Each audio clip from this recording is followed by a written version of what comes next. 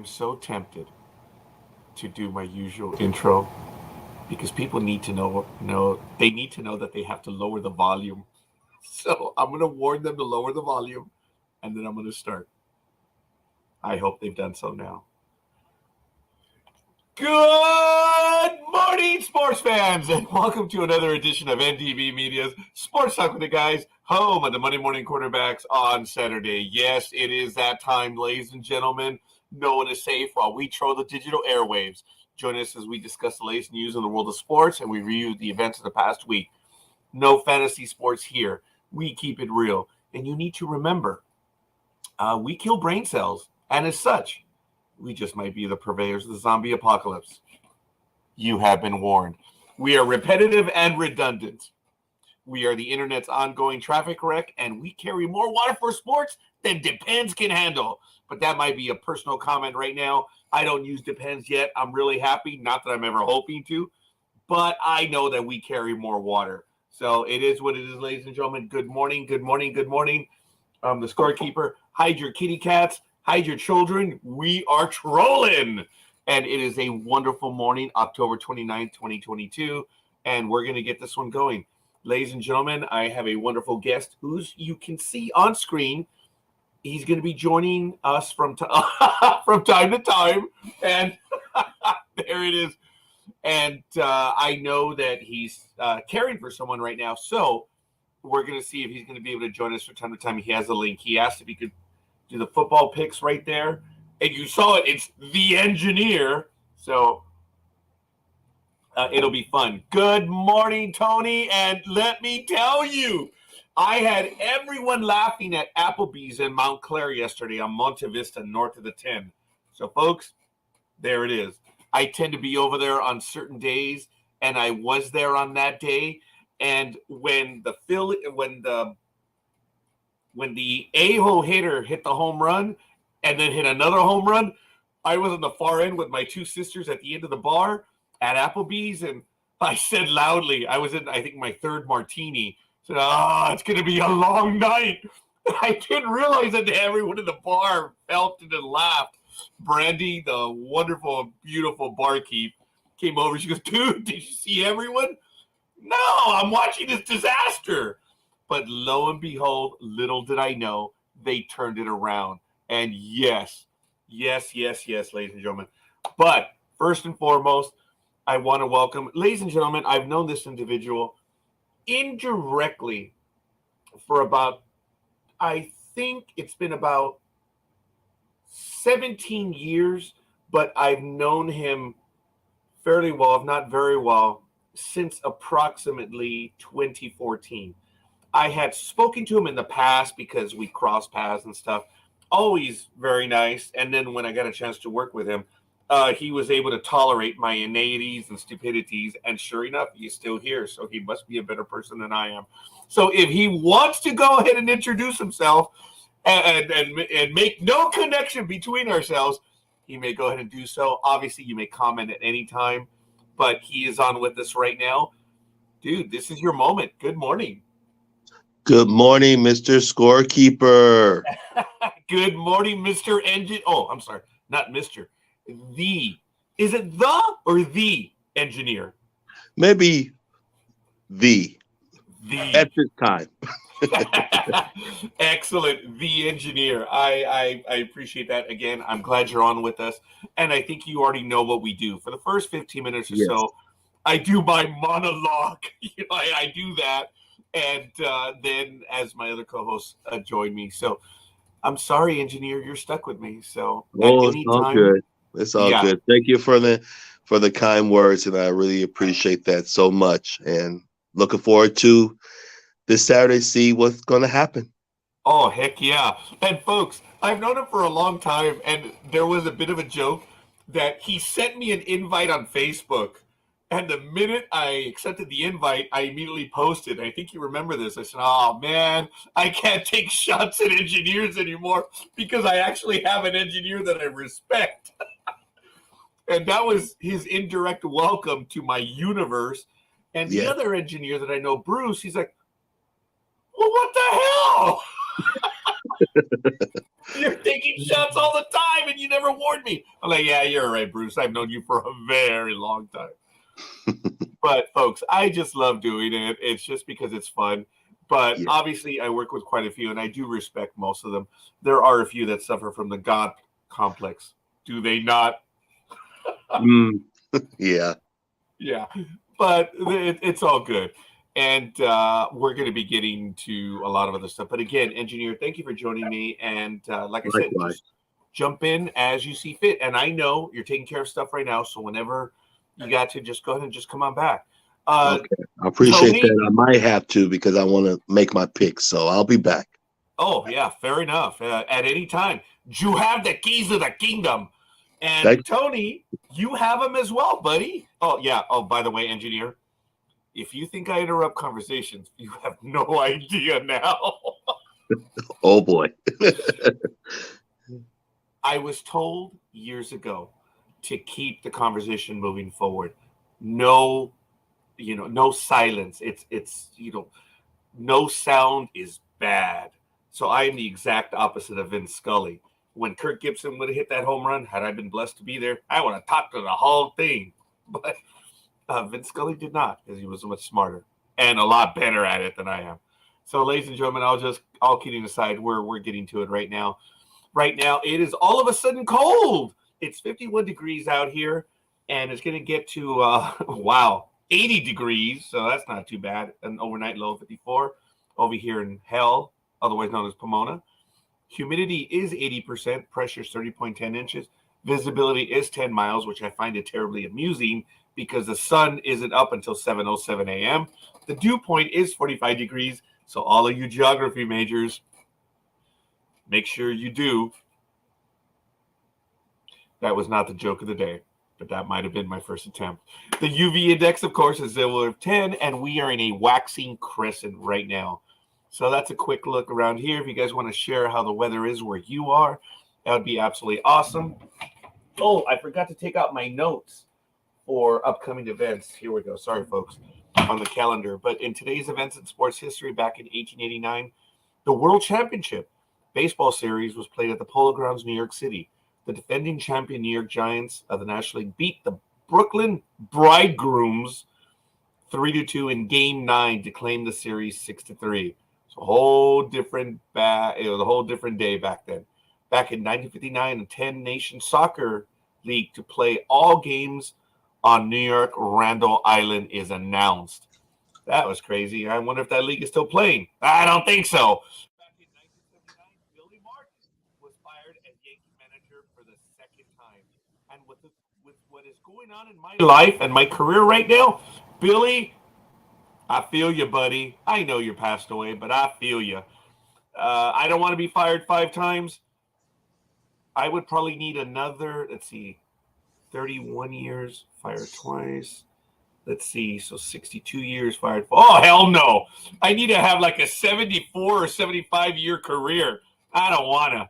So Billy was fired a lot more often than I am. But speaking of being fired up, there he is, the man. Good morning, Speedy. How you doing?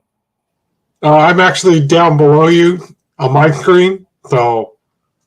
Oh, all right. Okay. I am sorry. I did. Oh, that was good.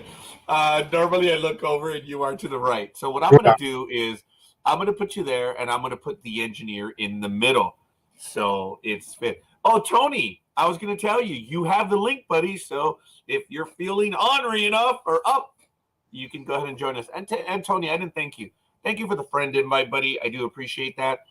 And all kidding aside, I am going to Washington, D.C. December 1st to the 5th. So I'll send you my flight information. And I'm already coming up with a calendar. People are wanting to meet with me. So, dude, if we can do something, that would be absolutely awesome. I'm probably going to take the Acela to New York. So I will probably stop in Philadelphia. So if anything is possible, we'll see. But we'll have more of a conversation. But again, Tony, I appreciate the friend invite. I bet you Tony's saying, oh, God, I've done some real boners in my life, but why did I invite Scorekeeper in my universe? It was good at a distance. Oh, but all kidding aside, folks, we're going to take a quick look. National Rugby League in the Rugby League World Cup. On the 28th of October, New Zealand whooped Ireland 48-10. Today, England plays Greece in about 18, 19 minutes. At 9 a.m., Fiji visits Scotland. And at 11:30 a.m. today, Italy is hosting Australia. And tomorrow at 5 a.m., Lebanon visits Jamaica. And at 7:30 a.m. tomorrow, Matemaha Tonga visits the Cook Islands. And at 10 a.m. tomorrow, Samoa visits France. And then finally at 12:30 p.m. on Monday, Pacific time, all times Pacific, Papua New Guinea visits Wales. So really good stuff. In the Women's Rugby League Cup Round 1, today at 7:30 a.m., England, Brazil. At 10 a.m., Papua New Guinea and Canada. Oh, that's on Tuesday. Oh, these are on Tuesday. I'm sorry, folks, not today. I said today. Yes, the Women's Rugby World Cup begins on Tuesday. And at 10 a.m. is Papua New Guinea, Canada. Wednesday at 10 a.m., all times Pacific, New Zealand visits France. And then at 12:30 p.m., Australia visits the Cook Islands. So that's a quick look down under. Folks, in the AVP upcoming, the events, we have November 12th and November 13th. Hey, Speedy, women in bikinis, my type of sport. I'm liking it. It's going to be the Huntington Beach Open, November 12th to the 13th, and then Central Florida, December 2nd through the 4th. Guys, I'm old. If there's a sport that women are wearing that sort of a uniform, I'm in. I mean, come on, how hard is that?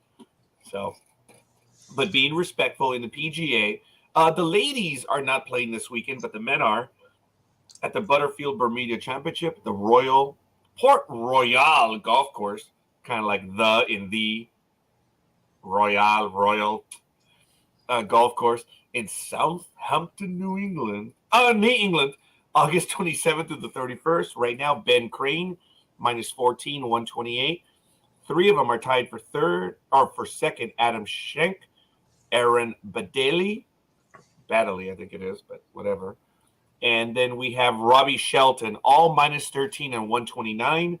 Ben Griffin also is tied for second. Oh, we have quite a few tied for second, as well as Austin Smotherman. Smotherman, that's a name for you. Well, not for you per se, you know what I mean. That's just I'm gonna keep that one, but I may have a new favorite golfer, Mr. Smotherman. Wow, that'll be one, folks. Yesterday in hockey, we had Anaheim losing to the Knights 4-0.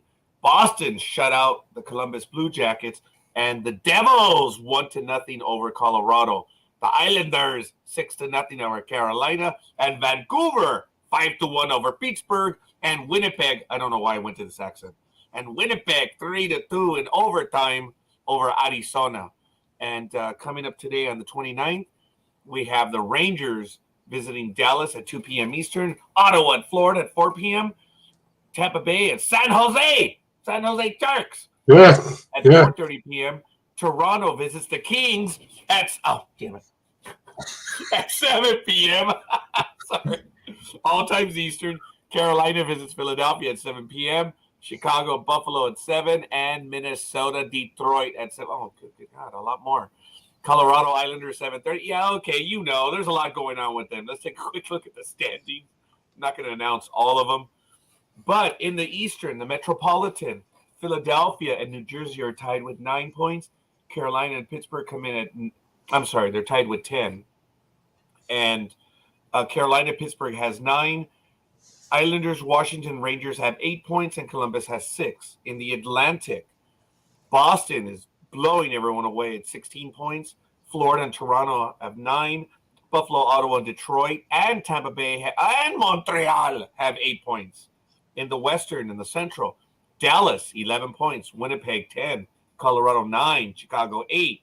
Minnesota, Nashville has 7. San Luis has 6. And the Coyotes from Arizona have 5. Knowing they're in the Central, and then you have the Pacific. Vegas, baby. Yes, let's go Flyers. Sorry, Tony, I didn't see that one. You're right. Vegas, 14 points. Calgary, 10. Edmonton, 10. Seattle, tied with the Kings at 8. Vancouver, 6, tied with San Jose. And Big Dog's Ducks, the Patos, are coming in at 3 points. Are they the worst team? Yeah. Yeah, they are. Sorry, Big Dog. I guess your hockey choices equal your NFL picks. Anyway. Oh. Notice he's not here. He's not here. That's why I took a shot at him. But I'm sure everyone watching will tell him. And my compatriot, the engineer, the good guy that he is, he'll say, "Hi, Big Dog. Pleasure to meet you. Scorekeeper took a shot at you at 6:16 in the morning." So he's a good guy, but he's an honest guy. It annoys me to no end, but he's a good man. Engineer is. But in NHRA, folks, 12 days to the championship at the Auto Club Finals, and they're going to be in Las Vegas. So check that out. They already have the qualifying this Friday, and there's going to be quite a few events. So you're going to know in about 12 days, you can hear the NHRA as we do the program. As I'm only 15 blocks away from the Speedway, which is crazy. So I always know when they're in town doing whatever they're doing. In Formula One, Mexico, the practice number 3 starts in 3 hours and 42 minutes. And I understand the U.S. one was impressive. In the standings right now for the 2022 season, we have George Russell in first, Yuki Tsunoda in second, Esteban Ocon in third, Lewis Hamilton in fourth, Sergio Perez in fifth, Max Verstappen put that down. Verstappen is in sixth. I'm stupid, aren't I? Charles Leclerc is in seventh. Carlos Sainz is eighth. I should have used a Latin for Sainz. It should have been Sainz, but there's no E, so whatever. I think it's Sainz. Valtteri Bottas. I don't know what that is, but Alfa Romeo Ferrari, probably Italian. And Pierre Gasly's in 10th. I'm not going to cover anyone else because they're beyond 10th. In NASCAR, folks, the schedule for NASCAR coming up right now, we have Martinsville. And then for NASCAR on November 6th, that's it, the NASCAR Championship in the Phoenix Raceway. So, wow. All right, folks, took me a little bit more than I was expecting, but I did my pre-stuff. Let me look ahead on the calendar, what's upcoming. On November 5th, Saturday, Sports Talk with the Guys opens year 15 on air. Wow. Had Speedy still been on, he would have been in his 15th, and about March, if I remember correctly, he would be opening up his 16th year. So he was ahead of us. Or were you ahead of us? No, you were in 2007. Yes, I was 2007. So you would already be in your 16th year right now. Yes, that is true. Folks, Speedy was one of the first ones to be on Blog Talk Radio. I mean, we're still there, but Speedy, I remember, dude, you were there, man. Speedy would do this absolutely awesome show at the end of the year, is where I stole the idea from him, but he did it better than me. And he would cover the year, and it was really fun. And I felt bad one year. I felt like the annual program was about me, man. Because I called in like 3-4 times, or I had some comments, and Speedy did the review. I guess I was his most stupid guest that year. And Speedy would say, "Hey, look!" But he was under a different persona back then. He was some guy by the name of Matt Alvarez. And or Matthew Alvarez. I'm sorry. I forget. I'm old. And I just remember that episode. It was really funny. Everything that I did was on that program that year. It was fun. And I didn't remember a lot of it, which was really cool. But you've been on the air, Matt, since 2007. Dude, you're well into you've completed 15 years. You would be in your 16th year. Dude, what? This is an impromptu interview, Mr. Alvarez. Yeah. What got you going on Blog Talk Radio and then have you now still on the internet? It was one of those things I just, was like, because at the time I wasn't really doing anything. Because that was when, 2007, 2008, I was like, my weekends are kind of dull because, nobody was really doing, pro wrestling shows that often, at least up here. I don't know what the big dog was doing down there with you at that time, but like I'll look something up online, and I happened to come across, the Blog Talk Radio ad. Be your own internet radio host at home. And I was like, and they go, for free. I was like, free? So I looked up the website, and it's true. It's free. It was. But yeah, it was cool. And I was like, I need a name. I need something. And, one day I happened to be flipping through a magazine and said sports. And then at the end of this article that I was reading, the guy goes, opinions. And I went, that's what I'll call my show. Yeah. The Sports Opinion Show. There we go. Within 2 weeks, I put a format together, and the rest is history. Oh, yeah. Yes. The Sports Opinions Show. It was awesome. It ran for a long time. And then when Blog Talk Radio switched, their fees shot up unbelievably. And Speedy was in the chat room, and I said, dude, I haven't seen your program in a while. And that's when he said, Blog Talk. I'm like, hey, dude, come and do your program on with us. And Speedy continued to do the program. And that was a lot of fun.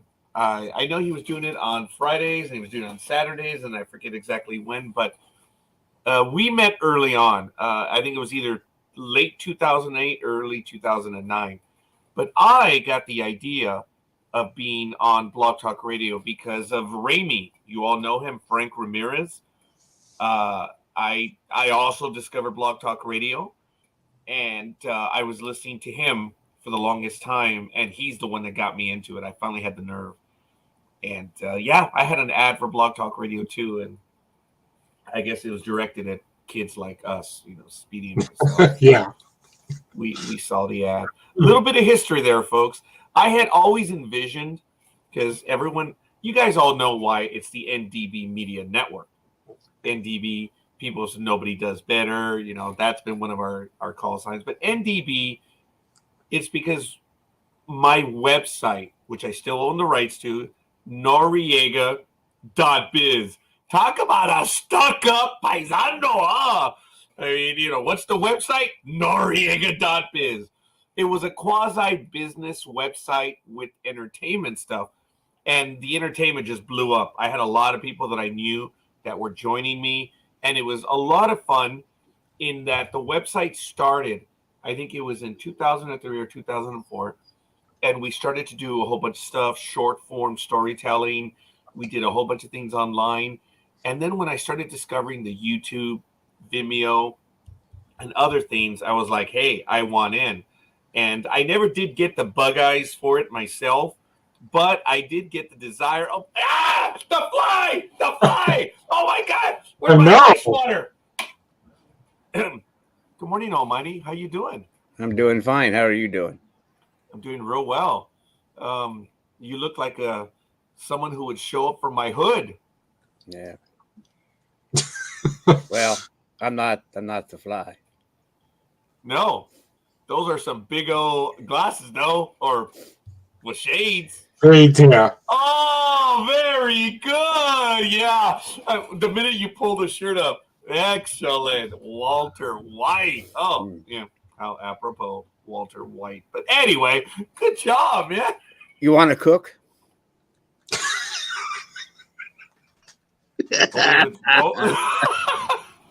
Good morning, engineer. He loved that one. Almighty, we have engineer on with us in the chat room today. Yes, I saw that. Welcome, engineer. Good morning, Mr. Almighty. Good morning, engineer. How you doing? Good morning, Mr. Speedy. Good morning, everybody in the chat room. Tony, no, I'm sorry. I was on Blog Talk Radio. YouTube wasn't, doing, live conferences like this, like we're doing now. They weren't a thing back then. Of course, now, thanks to TikTok, everything has to be videoed. I got proof. I didn't do it. 'Cause I'm videotaping you. What was your link, Matthew? Was it the hyphen or space? What was it? I don't remember now. I'm sure if you type in Sports Opinion Show Matt Alvarez, I'm sure it'll. It's all one word, folks. There it is. Look, I checked. I found it right here. Folks, look, check this out. And Speedy's going to pay for this. I know the image is going to be very small, but this is why I took a shot at Speedy years ago. Look at this. Look at that profile picture, man. Look, it looks like he's in the 9th grade. But this is it, folks. This is his channel on blogtalkradio.com. It is the sports, and I'm going to put the link in the chat room in a moment. The Sports Opinion Show with Matt Alvarez. So I thought it was more Matt Alvarez with Sports Opinion Show, but there it is. He did 180 episodes, folks. It was crazy, and it's there. So it's all one word. I'm going to put the link in a moment. It is the Sports Opinion Show. The Sports Opinions. I'm unable to spell it. But yes, opinions. Oh, you used 2 S's. Very good. There it is, folks. I put it there in the chat room. You can check it out. He was one of the earliest ones. So I was talking about it, and I was talking to all the people that I knew that I wanted to switch from short videos to producing some stuff. I had visions of a media empire. And I started out using the website, noriega.biz. And then Blog Talk Radio was noriega.biz radio. That was it, folks. noriega.biz radio. And then it died real quick. I switched it to NDB to shorten it up because it was old. And you could still find links to noriega.biz radio. There are still links to it, but it doesn't matter. We switched it to NDB, and it just remained, and it's remained ever since. But that's Matt Alvarez over there. You can check him out. And I'm gonna highlight the link one more time. The Sports Opinion Show. So it's really good stuff. Got a little bit of history of some of the stuff we've been doing. Almighty Sports was also on Blog Talk Radio. Well, that's where we all met, man. Yeah. Oh, one time. Yep. Yeah. A lot of tight friendships, brotherhood stuff was because of Blog Talk Radio. So, sorry, folks. We're having a bonding moment. I do apologize. Rosalind, thank you. Thank you. Nice Halloween look, Almighty. I'm probably going to go with the Angry Monk myself. I'm going to put my neighbors, the ones that just moved in, dude, they've gone all out. I'll see if I can post a picture on Facebook. They're the only ones that are doing Halloween in this cul-de-sac. I mean, if you want the Burbs cul-de-sac, oh, that bastard old man that lives at the end of the cul-de-sac, he's the exact same like the one in the Burbs. Oh. So that's neither here nor there. Sorry, I had a flashback, but it's all good. So, folks, quite a bit of stuff is going on in the world of sports. We're going to get to it. Yesterday, I was alluding to it. The Philadelphia Phillies are visiting the Houston A-Holes for Game 1 of the World Series. And boy, did it get going fast. And boy, was the baseball world shocked. Unbelievably shocked. The Houston A-Holes opened it up in the bottom of the second with the home run. I think in the third, there was another home run. They were up 2-0. They were eventually up 5-3.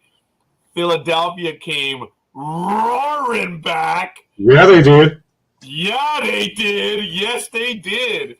They came back to tie the game 5-5, and in the top of the 10th, Real Muto swung on and hit deep drive to right field, baby. Sent it out, and that was the go-ahead.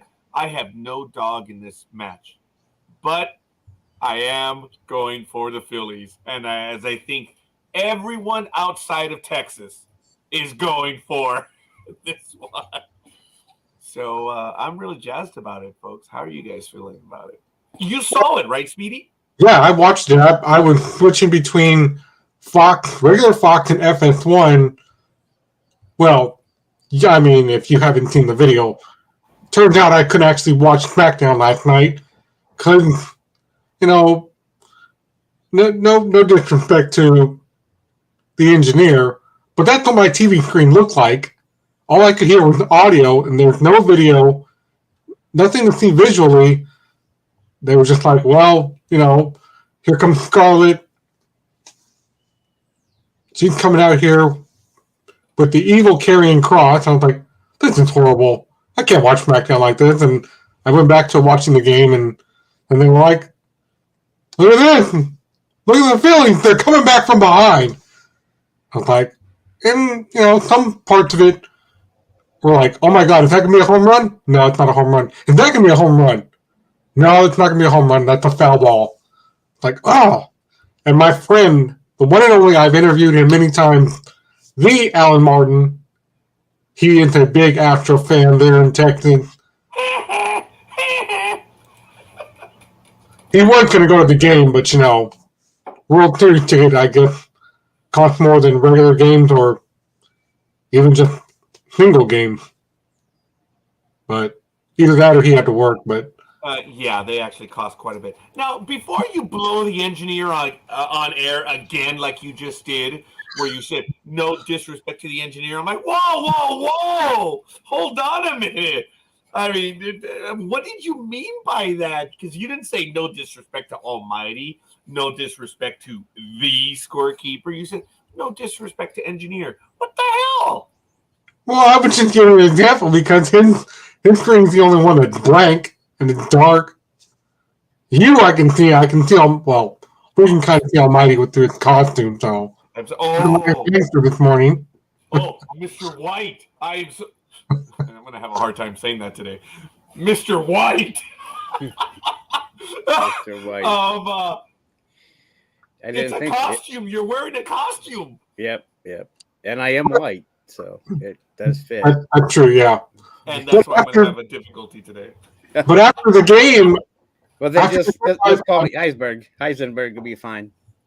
Ooh. Oh, Heisenberg. But after the game, I got back right here on my computer in front of me, and Sportspedia.com had this to say.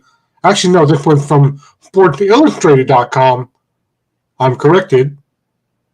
World Series predictions, they wrote, can the Astros continue their dominance, or can the Phillies keep their dreams going? With, 6 more games to go after last night? Or 3 if we are really feeling Woody. Yeah. Yeah. Sorry, Tony. I didn't mean to equate. Tony, thank you for the like. Dude, I am jazzed about it. Tony is a Philadelphia Phillies fan, and he has been ever so quiet. Folks, okay, yeah, you guys all know the story as to why we make fun of certain players, and it just so happened there was a Philly that I made fun of forever, but I am so happy that they're doing it, folks.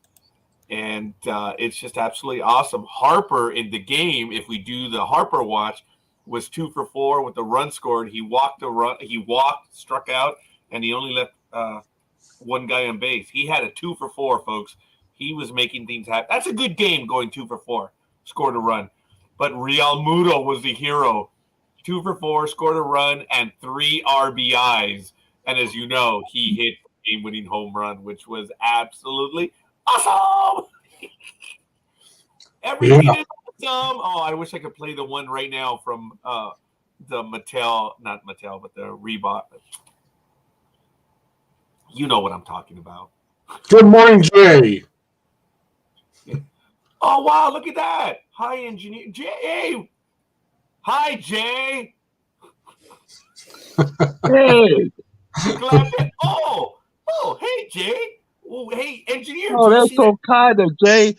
So kind of Jay to introduce himself to the show. It is very kind of Jay introducing himself to the show. Hey, it looks like you have a fan there, engineer. Man, that's so cool. I tell you, it is it's pretty damn sly. That's funny, dude. We're going to leave it out there until they figure it out. But it is really good. So, folks, just very quickly, we're going to go over the game. I already have all the games set up at 7 a.m., so we're going to be ready to go. But your comments, Almighty, did you get a chance to watch the game? Which one? The Phillies. No. Beating the A-holes. Speedy, you did, right? Yeah. And the one thing that they said, the announcers were like, it was like, I think it was in the 4th or 5th inning, they said, well, now look at this. They've got a whole line of pitchers, and they won't need to do anything because, they've got their team squared up and, their pitchers are ready to go. And all the other teams up to now have tired out their pitchers, but this team hasn't done that, and they've got their pitchers ready to go. All of them are here in case anything happens to the main pitcher. And I was like, okay, well, it's only like 3rd or 4th inning. We'll see what happens. Bottom of the 3rd inning can happen. He could probably throw the ball, and the next, I pulled a muscle. I need to get out of the game. Bring in the next pitcher. Let me tell you, folks, Verlander, I was really nervous because the first 2 innings, he looked very, very good. And when I was in the bar over at Applebee's on Monte Vista in Mount Clair, that's where I was. I may be there again tonight, actually, to watch part of the game, now that I think about it. So if any of you guys want to join, go ahead. But Verlander was impressed with the first 2 innings, and I did comment, said, man, they got to get to this guy because Verlander's an old dog. When he gets in a groove, he'll go 4, 5, 6 innings easy. And he will limit the debt. He's a good pitcher. But Philadelphia said, oh, no. We playing. The Phillies, I accidentally said it was 5-2. It was really 5-3, and they eventually tied it at 5-5. Verlander gave up all 5 runs. And that was really surprising to me. And it was really good. I'm glad they did it. Garcia took the loss. Dominguez got the win in relief, and Dave Robertson, former Yankee and former White Sox, Dave Robertson picked up the save. It's really good seeing Robertson being able to pitch, but he made it entertaining. He gave up a hit and a walk in the bottom of the 10th. No.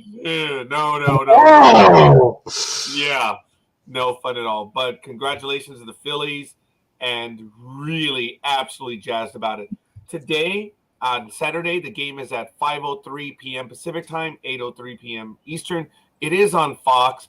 Phillies visit the A-holes at Minute Maid Park. Game 3 will be on Monday, also at 5:03 p.m. Pacific time. Game 4 will be at 8:03. All of them on Fox. And if necessary, Game 5 is on Wednesday, Game 6 on Friday, and then Saturday. It will be rounded off if they go that far. For that. So congratulations. Absolutely awesome, the Phillies. Folks, I don't like to rub any win or loss in anyone's face because that's just not the way I do things.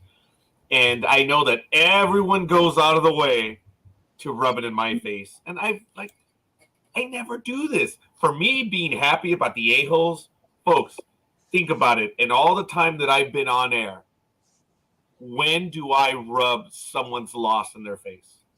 I just don't do that. Never. Huh, Speedy? I really don't. It's just not my game. I just, but everyone does it to me. And I remember that. I when it comes to that, my memory is crystal clear. So. Thank you for that comment, Tony. Yeah. If last night is any indication to what the next few games are going to be, like the announcer said, Wheeler is on top, and they might not need the other pitcher because he was just throwing, and I'm like, dang, how old is Wheeler anyways? I think he's in his late 20s. I'm gonna have to check. Tony, do you know how old he is? Right now, it's going to take me a moment. Oh, I'm so sorry to get there. Let me go over to the stats. Players. Oh, no, players. Oh, wait. Do we have? Yeah. I got to look over players. W for Wheeler. Let's see. Wheeler. That's an 80s joke. Wheeler. Willow. Uh-huh. Oh, Dreem just sent me his pics on Facebook. Wheeler. Here it is, Zach Wheeler. Actually, 32. He's 32. Yes, very good. Thank you, Tony. That makes him, yeah. Folks, this season he's 12-7 with a 2.82 ERA. Not bad. His WHIP is 1.04. As you know, that's Woody time for a scorekeeper. Folks, he's a starter, and it's a 1.04 WHIP. WHIP is, it's not BDSM or anything like that. Well, maybe for scorekeeper when it comes to statistics, but that's neither here nor there. Oh my God! Anyway, as far as numbers go, a 1.04 WHIP, folks, means walks and hits divided by innings pitched. A perfect WHIP is 1.0, meaning you are allowing one base runner to reach base. If you have it less than one, dude, you are a good pitcher. If you, as a starter, have it under 1.20, dude, you're a good pitcher. And he this year had a 1.04 for a starter, folks, by any metric. That guy got a lot of 1, 2, 3 innings, and that's good for the team. And Wheeler's all right, man. He's doing well. I didn't know he was that tall, man. 6'4". But I weigh more than you. I had nothing. So it's good stuff, folks. Really happy for the Phillies. I'm glad they did a lot better than the Yankees did. So at least they've taken one, and I'm really hoping that they're going to go ahead. Look, the Yankees were in the first 2 games, but they got beat. But when you strike out 13 times a game, it's very difficult to win a game. And that's what the Yankees did. But screw them, they're worthless. So there's going to be a lot of changes. And Aaron Judge, is he going to remain a Yankee? I think he's butthurt because Yankee fans actually booed him in games 3 and 4.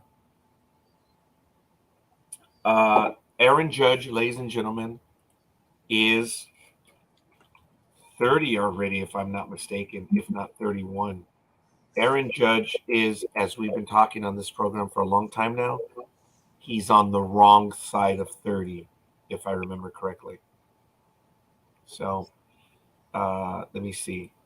How old is Aaron Judge? I'm looking at statistics right now. I don't think I have his. He's 30 and 186 days. That means he's going to be opening up 31 next year. Folks, he's on the wrong side of 30. I don't think the Yankees are going to offer him a massive deal. They're going to offer him money, but it's not going to be what he's expecting.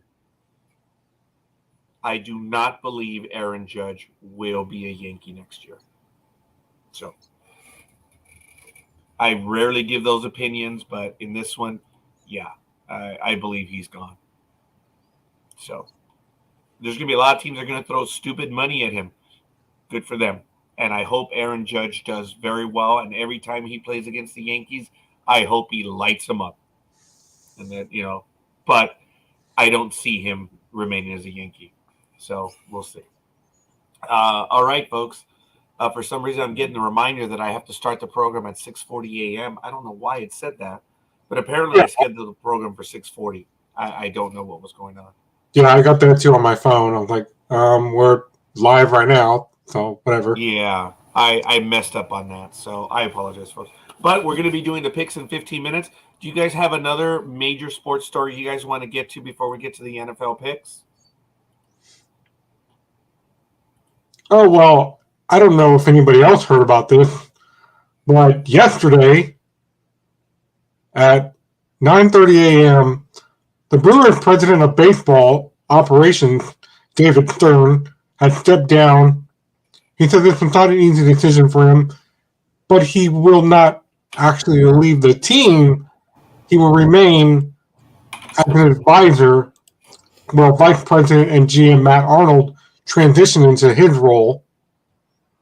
So, and speaking of, the Yankees, Mariano Rivera said that the Yankees manager Aaron Boone should be fired, quote, immediately, because when things don't come out the way we want, the fault has to go to someone because someone has to pay, which is always the main manager in charge.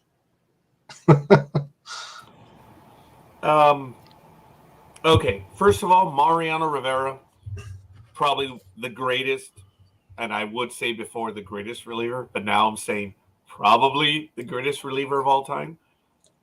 You didn't even know what Sandman was, dude. That was your intro song. Your intro song was the Sandman, and you didn't even understand what that meant. No one in your familia made it clear to you. No one in the world was talking about how you were death. You were the ultimate harbinger. No, not the harbinger of death. You were death itself when it came to ending games. You didn't understand? Dude, Mariano Rivera, you're a Yankee. Shut up.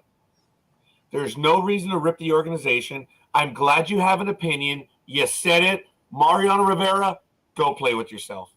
All right? How dare you question the manager on the decisions when the Yankees didn't hit? They went cold. Yes, you could say the manager was responsible because he couldn't get him to go. But, folks, I'm not an Aaron Boone fan by any stretch. You all know that. But was he the one that lost this series? No, not even close. The players didn't even show up, folks. And when they don't show up, look, this is like in 2004 when the Boston Red Sox were taking on the St. Louis Cardinals. You guys all remember this. Yeah. The first two games, the Cardinals fought the Red Sox, but the Red Sox took the first two games. And games 3 and 4, what happened? The Cardinals didn't even show up, remember? Yeah. And Boston just murderized them. Boston was on a mission to win, and they won. I mean, I am no fan of Boston, but that was their year. They kicked the holy living lizard out of everyone. And I remember those first two games. St. Louis played them hard. Boston just beat them. Last two games, they didn't even show up. And the Yankees in the last two games at home didn't even show up. That is embarrassing. Was that the manager? No, that was the team, folks. When you strike out 13 times a game, come on. You have 27 outs, folks. Strike out 13 times a game. Okay, so Mariano Rivera. Oh, I'm still on you, Mariano. Yoda, because of the years. Dude, you were amazing. But you're like most athletes. Deliver it on the field. Don't speak about it because we realize how empty they are. Yes. I'm an old man. They don't matter. And they don't. And it's really sad. I remember striking out was a personal failure. And now strikeouts that's it. It's just part of it. You want baseball to change? I told you how to do it. Reduce the number of pitchers on the roster, and you'll have an awesome game back to the way it used to be. I am not going to question that. But if you look at Aaron Boone, oh my God, I'm actually defending him now. If you look at Aaron Boone, every year his team has won 100 games or more. He's been there. I believe it was the injury. Oh, I didn't want to use this excuse. Look, the Yankees were hurt at the very end. Their bullpen was depleted. Their starting rotation was depleted. Benintendi wasn't playing. A lot of guys were out. But no, that's not my excuse, folks. I'm only using it for Aaron Boone. Okay. I don't like Aaron Boone. I'm not a fan of him. I've never been. But I don't believe he was the one that did it. So my co-hosts, if they want to throw in or they want to throw down with me, go ahead. If not, we're going to move on to another story before we get to the picks in about 9 minutes. You know, when Sports Illustrated ran this story, the first thing that came to my mind was, I guess Mariano Rivera thinks he probably believes this is, baseball is like the version of retail where the store manager needs to get fired for every single little thing that happens, because that is what happens in retail. Something goes wrong, fire the store manager, then someone else. But this is baseball. This is not retail, so. I agree. Look, there are times that he should go, and I just don't believe it. The one manager that I believe should go is Roberts. I've been calling for his head for a while, but you know what? It doesn't matter. Management is happy with him, so my opinion matters not. But as a wannabe manager myself and someone who has managed a team on 2 separate occasions, I am very, very hard on managers. I'm sorry, I didn't want to say that, but I am. So what are you cooking over there, Mr. Heisenberg? That's between me and Jesse. Oh, as in Jesse, the one who was out with us on Sunday? Sure. I wonder how George Girardi is feeling. Phillies fired him with the 21-29 record, and here we are. Dude, Joe Girardi's a nice guy, but I was no fan of Joe Girardi either. But I guess I'm just jealous. I am. It's 21-29, dude. Sometimes the managers are responsible, and sometimes they're not. Cashman and Levin should have been fired a decade ago. Levin or Levine, I'm sorry, Randy. Wow, the Yankees are happy with their management team. Cashman, look, I am one that I was very happy that Cashman made the moves that he did. I was so disappointed that they traded away Montgomery. That was a bad deal, because the minute they traded away Montgomery to get the outfielder, which the outfielder did very well for us, the Yankees went 0 for August. You guys know that. The Yankees, look back, folks. In July 31st, the Yankees were the best team in baseball by far. No one was close. And the Yankees went 0 for August. So, there it is. Thank you. Hader was the best player. I appreciate that, man. Hader did very well. Okay. So, yeah, he was. So, and people are still saying that, well, because Dusty Manager is so old, he needs to be replaced. And I'm like, I think Dusty Baker's fine. Leave him as head coach where he is. So it's a shame I never got to meet him. But as a matter of fact, folks, in the LA Times this morning, there was an article about Dusty Baker. And if you guys want to check it out, and they were talking about him being a fan favorite. And this isn't going against you, Speedy. I'm sorry. It's not meant to be. I'm not the big dog. But I'm had to leave that out there for a moment. No, I knew who you meant, babe. I actually knew who you meant, pal. That how well liked he is. And again, I am not exactly a fan of Dusty Baker, but he has done much better than a lot of other guys. He was a calming influence right after the debacle of the cheating stuff.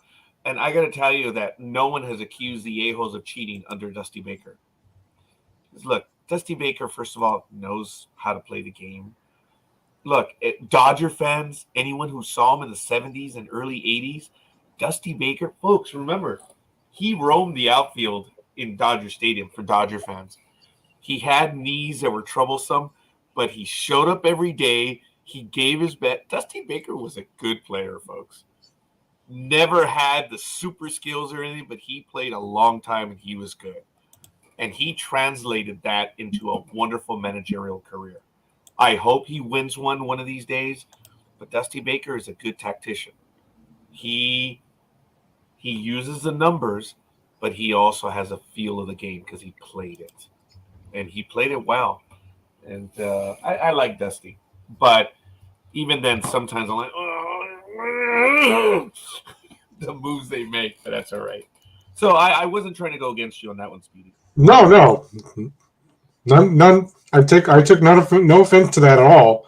But you're right. I liked him too because, whereas other managers, you've seen them go to the mound because the umpire's like, well, that was a strike, and managers from the opposing team often, will get in the umpire's face and go, you messed up that call. You better change it right now. And Dusty Baker, on the other hand, was like, can we review this amicably and just, say what really happened? And the umpires were like, you know what, we'll do that for you, Dusty. We'll check it out and see if we can possibly change the call. Rather than, other managers were like, what the hell is wrong with you? Do you even know what you're doing? Yeah. Folks, the article is in the in LA Times. Hate is plentiful for the a-holes, but it's hard not to love an endearing Baker. And I appreciate that comment there, Jay, in the chat room. I like that. Guys, it's worth it. The article is written by George Castillo. And I did say incorrectly, I need to clarify, that I'm hoping he gets one. Remember, he was with the 1981 Dodgers that beat the New York Yankees of all teams. But as a manager, that's really what I meant. So, look, he has been a manager for 24 years. He has 2,093 wins as a manager. They're the most in Major League history without a championship. So, a title would cement the National Baseball Hall of Fame case. That's another thing. A year after falling short in the World Series, Johnny B. Baker's on the cusp again. It's difficult, Baker said in the home dugout at Minute Maid Park on Thursday, 24 hours before his Houston A-holes took the field for Game 1. Sorry, I'm detecting movement, and there's nothing, so I apologize. I think I hear you guys moving, and I'm detecting that over here. So anyway, he says it's difficult, but, he is really excited about this opportunity. I would love for Dusty Baker to earn a victory, but I'm sorry, buddy. I'm cheering against your team. So, all right, folks, we're almost there. We have about a minute away. We're going to start doing our picks. Almighty or Speedy, do you have Facebook open? Because I believe Dreem put his picks in for Facebook on the thread. Could you check and see if he has them there? And if so, could you help me out when it comes to choosing the picks? Yes, let me open it back up. Yes. Trial. I just have to open another tab again. I should have left it open, but Yes, I'm so sorry, Speedy. I make you do things that you don't want to do. I am sorry. But at least I'm not making you cook on air. So, hey, it is what it is. No, that's Dream's job. That's for Dreem. Oh, I was actually talking about Almighty and what he's doing as Mr. Full. I should have dressed up. I guess I did. I dressed up as royalty. Okay. Dream said for week 8. He's picking. We'll get to those games as we get to the game, Speedy. Yeah, we'll get to that. Yeah, Dream, actually, we're almost there right now. So yeah, Dream, if you're listening, or however you're hearing us right now, we'll do it eventually. We're getting there because it is 7 a.m. But before we get to the pick, what happened on Sunday? What prompted this to start a rising uproar with the Snyder family? Because the Commanders, security's like, normally security's like, no, this time sometimes nowadays we're thinking, no, you have to throw that in the garbage. I'm sorry. Leave it, or leave it in your car or something. But no, signs are not allowed. Same thing happens at wrestling events, believe it or not, for the big companies. But security for the commanders were like, go ahead, take it in. We'll let you. And as Dan Snyder's wife Tanya was on the big jumbotron screen that doing an infomercial for something during the game with the Packers, everyone starts chanting, "Sell the team, sell the team." And him, Dan, and his wife are on the podium getting ready to make a little mini speech. And you could see her trying to ignore it because the main start of it are right there in front of her and her husband. What did you guys think about that during the Green Bay game? Sell the team! Sell the team! Almighty? I don't have a problem with it. We still have a little bit of free speech in this country. So if the fans want to exercise it, that's fine. Dan Snyder is in a lot of hot water, but he is also still pushing back against the NFL for trying to get rid of him. And you mentioned a sign. What did the sign say? I don't. If you can repeat it on air, I mean, I don't want to get us in trouble either. But we won't. But still, that's not a very good welcome with sell the team. But but this is all still playing out. We're not quite. We're still, the investigation is still ongoing, and some of the stuff that he has been accused of. I mean, there have been other payouts to other women that have filed complaints in the past. So we just don't know how this will play out. And I'm sure it bothered her, the whole stadium yelling, "Sell the team." But I don't know why that would make her upset. That would be a big payday for her. She should accept the big cash payout, go shopping. Okay, I'm sexist. I'm sorry. Whatever she would do with that, buy some nukes or whatever. But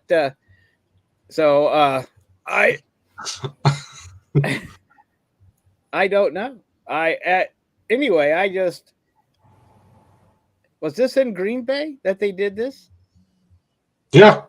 Okay, well, that's just getting under their skin too. I mean, that's the 12th fan also. So, and that's too bad that it was directed at them. Yeah, I think well, yeah, that's I gotta be careful about that. Yeah, I got to be careful there. But that does give us a hankering for some fried chicken. So anyway, well, that's my opinion. I mean, those things go on in all stadiums and all controversies. I mean, but I don't know what you're trying. It's too bad. That's too bad that the situation that the sell the team mantra came from. I mean, it didn't just come from bad management, which is maybe true, but also from other accusations of misbehavior in the organization. That's what makes this a bad situation. So that's that's all I've got to say on that. What about you? Have anything on that? The engineer. Ooh. First official go-to. Well, yeah. Thank you for that. No, I don't have any comment on that. Well, thank you. Well, take those words under advisement. Obviously, the smarter one of all four of us. Yeah, he is. He's like, I'm not getting involved in that. We'll let Heisenberg go down in a Zeppelin. Yeah, fine. Thank you. Not at all. Actually, Almighty, well said, and I appreciate it. The only thing I'm going to add is, look, the 12th fan, good job. Look, Schneider's a billionaire. We've talked about this. He doesn't give a rat's ass. He is in a lot of trouble, though. Federal as well as team trouble because he kept money. I've told you about it, folks. You can abuse people. You can do stuff amongst the owners because hey, it is what it is, and they're not going to judge. But when you do the omerta violation, in other words, when you steal from one another, oh, that's the ultimate crime of crimes. But I do have an article we'll get to after we do the picks where the NFL has yet to interview Schneider in the investigation. And we're like, hey, it's been 10 months now.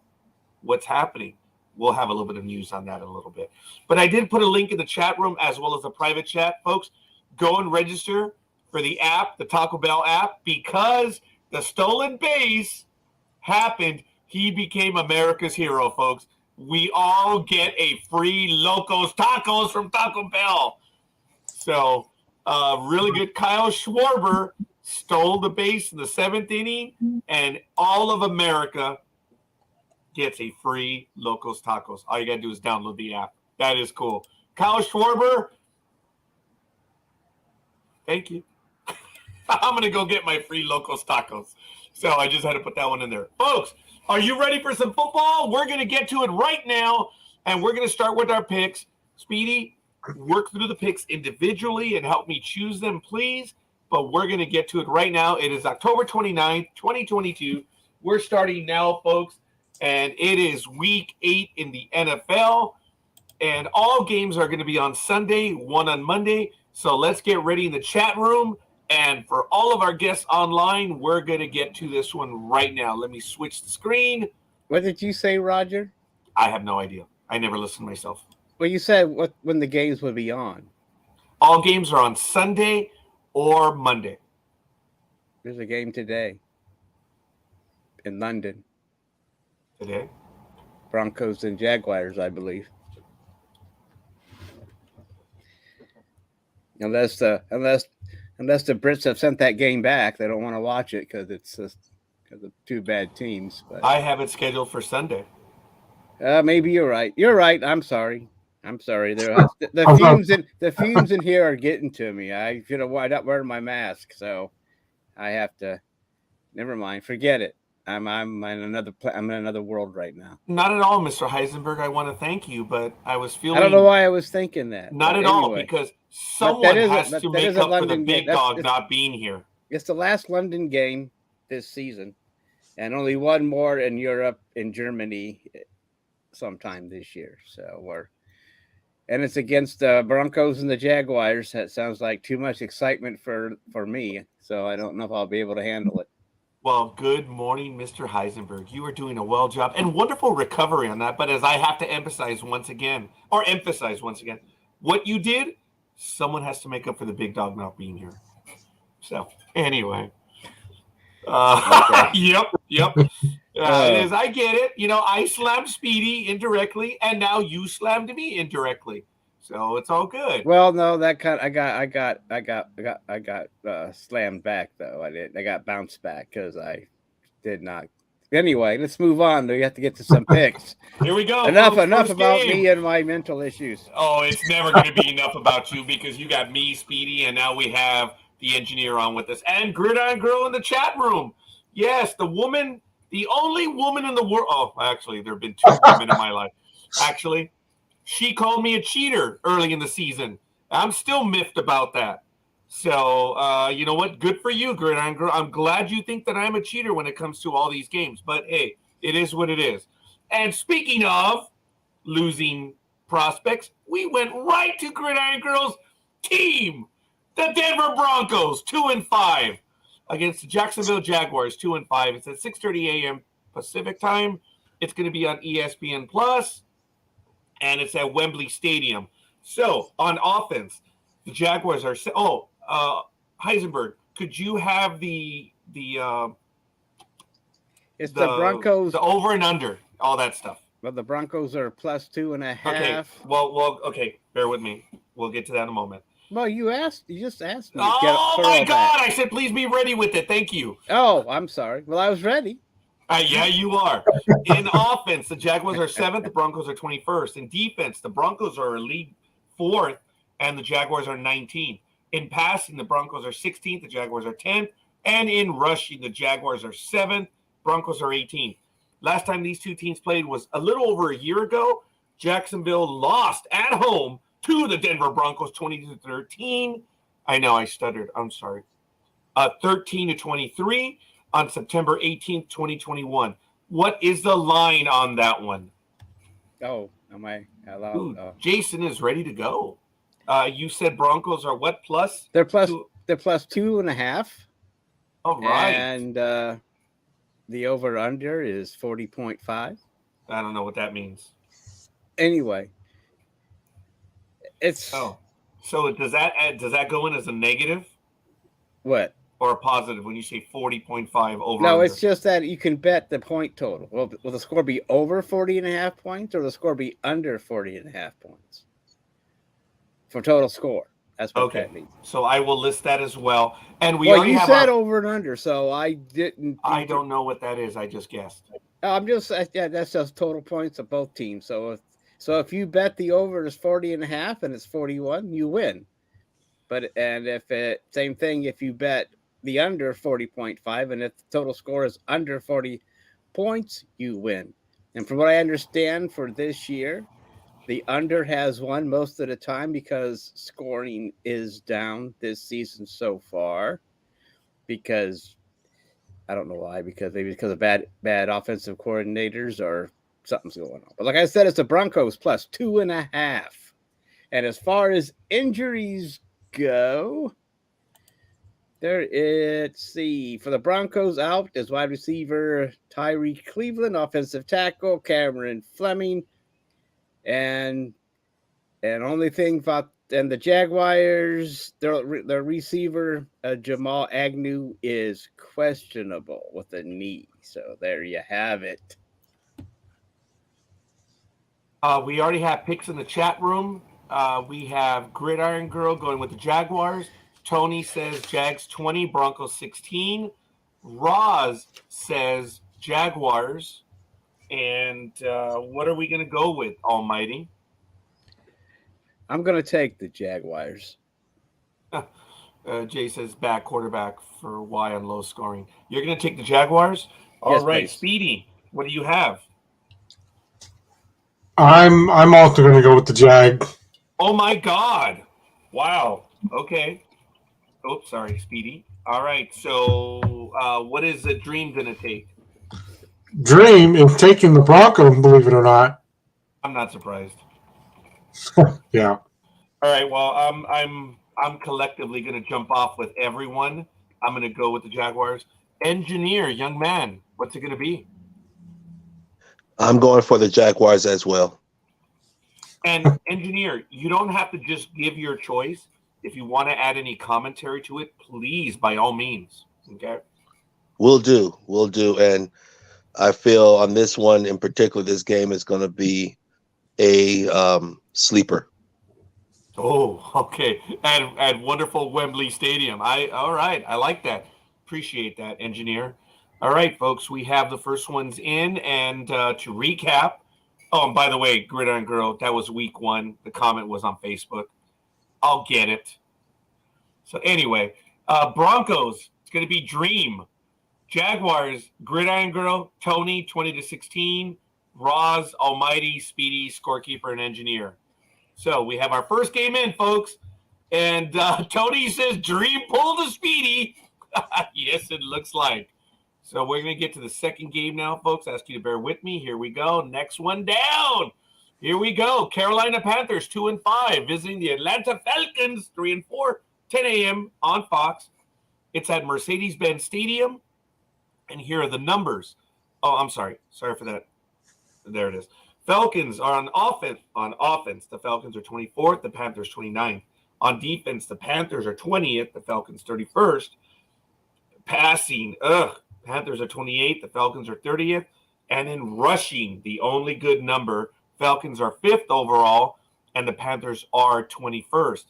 Last time these two teams played, Falcons edged the Panthers 29, well, not edged, but they beat them 29-21. They won by 8 on December 11th, 2021 at Carolina. What is the line? The Panthers +4. Wow. And did you have that other number that you wanted to give us? Well, under and over is 41. All right. Awesome. So on this one, Almighty, what's it going to be? I'm going to go to you first, young man. I have the Panthers. I have the cat attack. Oh, all right. Gridiron Girl is going for the Falcons. And then we have Tony going with the Dirty Birds. 29-24.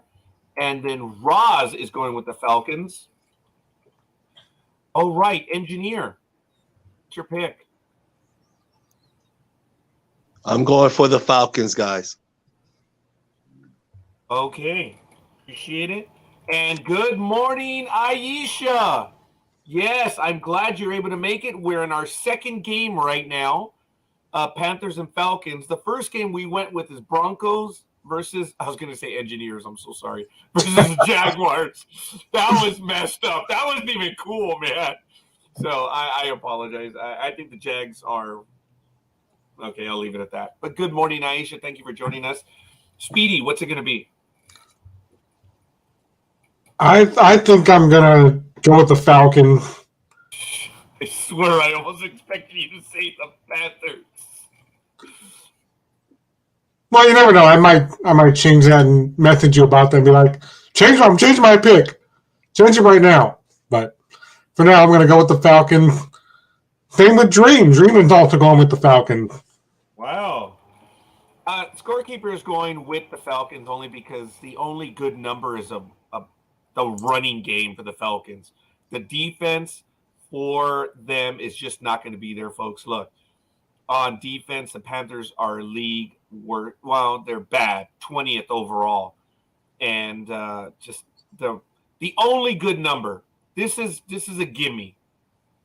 Even though if you add up the numbers, now that I think about it, let's see. The Falcons have 24, 31, 30, and 5 for a total. Whoa, really? 24, 31, 30. Yeah, this is why I brought it up. They're up the numbers. They're at 90 points, and the Panthers are 29, 20, 28, and 21. 98 points. Okay, it's a lot closer than I really thought, but the Falcons, this is a deciding number for me. That's why I'm going with them. So, do we have everyone's picks? Aisha says Broncos and Falcons because she wants to be different. So you're not alone, Aisha. Dreem is with you for the Broncos. Aisha. Oh, say Aisha. There it is. Aisha. And then you're going with the Panthers? The hell? So Aisha sends Gridiron Girl a message. Check it out in the chat room. And Aisha went for the Panthers? Really? Oh, no. Falcons. I'm sorry. So there was common sense on one of them. Okay, folks, very quickly, let's do the recap on this game. Panthers, they're +4. Almighty. And for the Falcons, Gridiron Girl, Tony, 29-24, Roz, Engineer, Speedy, Scorekeeper, Dreem, and Aisha. So let me know if you heard your name and make sure we get it right. Thank you. I appreciate your help, folks. It does take a community to get this one done, to bring this baby to life. And I didn't talk about it earlier. Jay, thank you for the like on the Facebook page. We appreciate it. And Jay, if you're not able to comment, you can give us your picks later by a text message or by whatever. But all good stuff. Next game. He's in the chat room, folks. So you haven't figured it out already. But anyway, next game is Miami 4-3 versus the Detroit Lions 1-5 at 10 a.m. Pacific time. This game is on CBS. It's at Ford Field. On offense, the Dolphins are 9th, Lions 16th. On defense, the Lions edged them 22-25. On passing, the Dolphins are a league high 3rd. The Lions are 20th. And in rushing, it's the reverse. It's Dolphins are 28th overall in the league, and the Lions are 10th. That's bad for the Dolphins. Last time these two teams played, Lions visiting Miami on October 20th, 2018. 4 years ago. Lions 32, Dolphins 21. It was a whole different game. What is our what is the numbers on that one, Almighty? Detroit plus 3.5, and the over and under is 51.5. I'm sorry, it was plus 3.5, and the over and under was what? 51.5. Wow, 51.5. Okay, what is the injury report?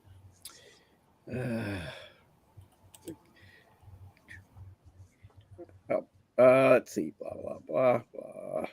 There I is missed a really game. nothing of importance. Nobody's out that's really going to make much of a difference for both teams, so that's fine. Tua is still back, but we don't know if he's still another good hit away from going down again. But regardless, we must go forward. All right. Thank you. I did miss a game, folks. We'll get to it right now. But Dolphins and Lions. Speedy, what do you have? I'm going to go with Miami. Okay. And Dreem, what is he going with? He's also going with the Dolphins. Crap. Wow. Okay. Sounds fair. What do we have in the chat room? Oh, thank you. Thank you, Aisha. Yes, I will clean my specs. Roz had the first pick in the chat room. She's going with Miami. I guess better colors. Gridiron Girl is also going with the Dolphins. And Tony. So thank you, buddy. Miami is going to take it 34-30 over the lie downs. Aisha is going to take the Pussycats just because they're cats. Oh, really? Does that mean I have to take the cats too? No comment, engineer, please. But then Aisha says it's because something happened this morning related to it. Oh, I'm glad I didn't say what I said. Almighty, what happened, old guy? You trying to do a Boy George? That's funny. That's That great. is damn funny. Engineer, what is your pick, buddy?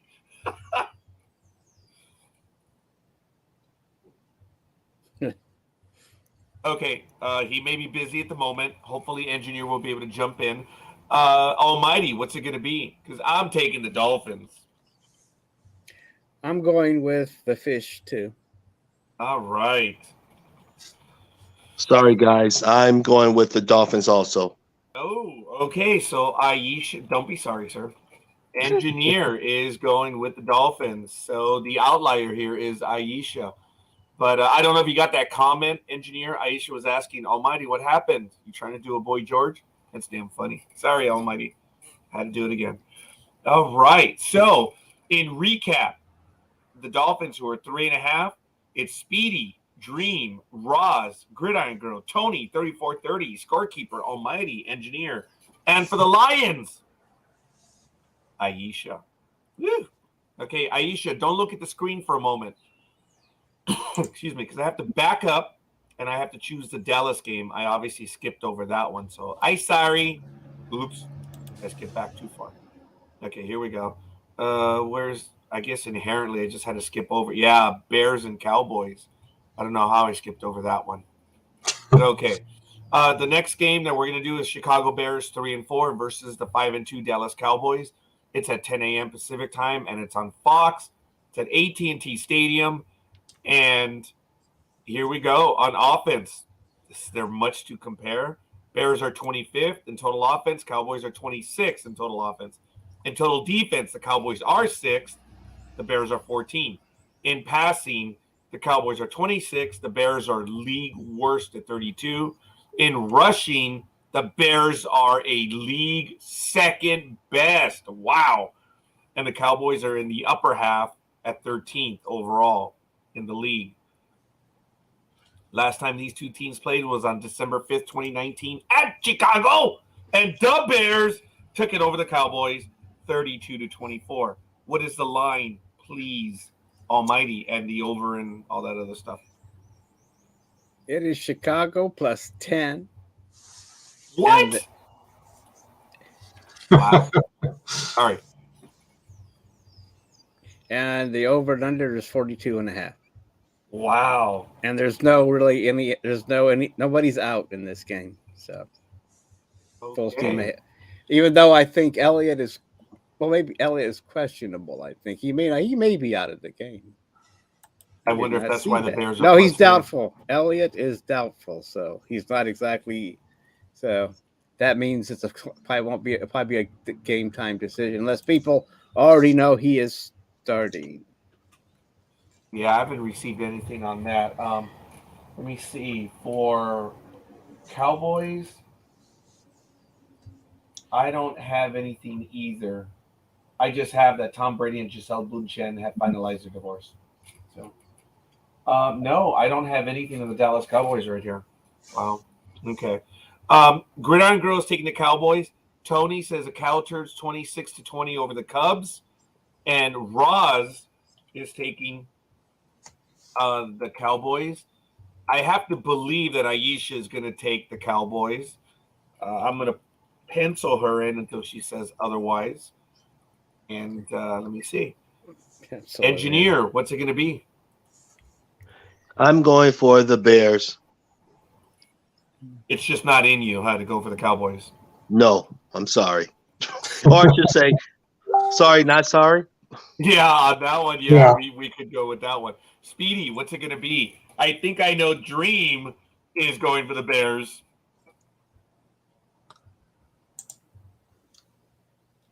Yes, he is. Yes, he is. Right. Yeah, thank you for that. Speedy, what's it going to be? You know, I think me and Dream were on the same page this week for week 8. I'm also going with the Bears. And with the engineer. Wow, the intellectuals are doing that. Okay, so Almighty, what's it going to be? I'm going with the Cowboys. Yeah, this one's a little too easy, even though he's doubtful. I'm going to go with the Cowboys as well. Oh, look, Jay's in the chat room. Says, good morning, Aisha. So, good stuff. Whenever you feel like it, Jay, just go ahead and send me your picks. Don't worry about it. Don't take up space in the chat room. So, just kidding, Jay. Hey, you're a good man. So, anyway, Bears. Okay, in recap, folks, I think we have everyone then.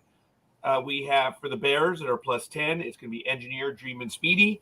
For the Cowboys, it's Gridiron Girl, Tony, 26-20. Roz, Aisha, Almighty, and I didn't say the Scorekeeper. So I don't take myself too seriously, folks. So we shall see. We're going to get to the next game then. We're going through them. We're doing well. The Arizona Cardinals, 3-4, visiting the Minnesota Vikings, 5-1, 10 a.m. Pacific time on Fox. It's at US Bank Stadium. And on offense, the Cardinals are 13th, the Vikings are 28th. Funny how overall the Vikings are 28th, and yet they're 5-1. Go figure. That's why I love these numbers. It's just, I should have done that gesture. I'm sorry. Anyway, I just love the numbers when they're like this. On defense, Vikings are 13th, Cardinals 26th. Passing, the Cardinals are 13th, Vikings are 22nd. And on rushing, the Cardinals are 12th, Vikings are 29th. Wow. The numbers are clearly skewed in favor of the Cardinals for this one. That's interesting. Add up the numbers, 13, 26, 13, and 12. That's 64 points. For the Vikings, it's 28, 13, 22, and 29. 92 points to 64. Wow. That's crazy. Last time these two teams played, the Cardinals upset Minnesota 34-33 at home on September 18, 2021. What is the line, please, Mr. Almighty? Which game are we on? Cardinals, Vikings. That's right. Where did I put that? I had it. Now I lost it. Oh, okay. I got it. It is the Cardinals plus 3.5. And the over and under being 49. And the injuries. I'm sorry, it was 49 what? Over under is 49. Okay. And no injuries really to speak of. Everybody everybody's questionable, so go for it. So Roz is going for the Cardinals. Tony says the Vikings are going to win this one, 31-28. Wow, Speedy, what's it going to be? I'm going to go with the Cardinals on this one. Remember, I'm one for all the teams that suck this season. Apparently, yeah. What's Dreem going for? Dreem is going to do the opposite, though. Oh, don't be. Dream going with the Vikings. Okay. Wow. First time you guys separate. Gridiron Girl is going for the Vikings. Wow. Okay. Engineer, what are you going for? I'm going for the Vikings. Oh, so you're following that smart guy in the chat room, huh, Jay? Very good. Yeah. Okay. Yeah. Man. That Jay is a pretty cool guy. I would say so. Yeah, he is. I gotta admit, he is. But we'll kill the Mutual Admiration Society for now. It might be a little sick. That's okay. Almighty, who are you gonna take? And by the way, Engineer, this is a little too much fun. But if they haven't figured it out by now, screw them. True that. Oh, True yeah. Thank you. Go ahead, Almighty. I'm sorry. I'm taking the Vikings. Okay. Wow. So that was quick. And Scorekeeper is going to take the Vikings as well. I like the numbers. I would normally go for the Cardinals on this one, but no, I'm not going to do that at this point. So, all good stuff. Here we go. So, the next game that we're going to get to Aisha, we may have lost contact. She may be having. There it is. She got booted. Redbirds for her. So let me go back real quick. Okay. Aisha is doing that. Aisha, I put you down for the Cowboys. Bears and Cowboys. Let me know. I know it's kind of lame. Yeah, Gridiron Girl says, yeah, we figured it out. So, good stuff. I think that's the only pick we're missing from you, Aisha, and I put you down for the Cowboys versus the Bears. So, all right. In recap, Cardinals plus 3.5. Roz, Speedy, and Aisha. And for the Vikings, it's Tony, 31-28. Vikings over the what? What does he say? Over the Cardinals, 28. Dreem, Gig, Engineer, Almighty, and Scorekeeper are going for the Vikings. I think Gridiron Girl says she figured it out, Engineer. Yeah. So we'll see. All right, folks. Yeah, I think she has. She's smart, except when she accuses someone of nothing that never happened. But that's okay. You know, I'm not letting it go because I'm a stupid, dumb bastard when it comes to that stuff. I that annoys me, but that's okay. You know, hey, it's I can tolerate being called a lot of things, but when it comes to cheating, come on. So there's only 2 women that have ever called me a cheater. That's Gridiron Girl when it came to the picks, and the other one is someone who should not be named at this point. And I'm not talking about Voldemort either. Next game, the Los Angeles Raiders. Oh, damn, Freudian slip. The Las Vegas Raiders, 2-4, versus the New Orleans Saints, who are 2-5. 10 a.m. on CBS. It's El Blanco. Let me do a refresh here. Sorry for the flashing screen, Aisha. It just nothing nothing came up. So anyway, it's going to be at the Caesar Spook. Oh, really? Really? Do you? At the Caesar Superdome. On offense, the Saints are a league 3rd best. Raiders are 23rd. On defense, the Raiders are in the second quadrant. Hey, engineer. I'm trying to say that they're in because there's 32 teams.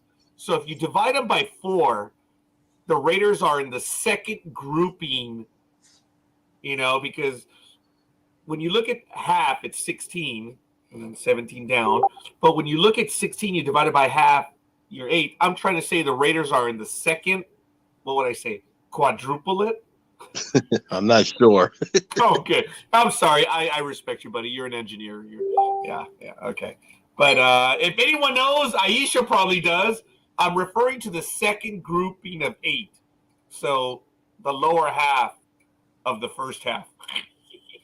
So anyway, yeah. Passing. Saints are 8th. Raiders are 24th. Saints are 6th. And the Raiders are 17th. The last time these two teams played was on September 21st, 2020. One different quarterback was there. Raiders 34-24 over the Saints on September 21st, 2020 at the Raiders Stadium, the new stadium. What is the lines, sir? Almighty? The Saints are +1. Okay. Did you have And the over and under is 49.5. Wow. And the injuries, the Saints will be without wide receiver Michael Thomas and wide receiver Jarvis Landry. So that's it for the players that are out on both teams.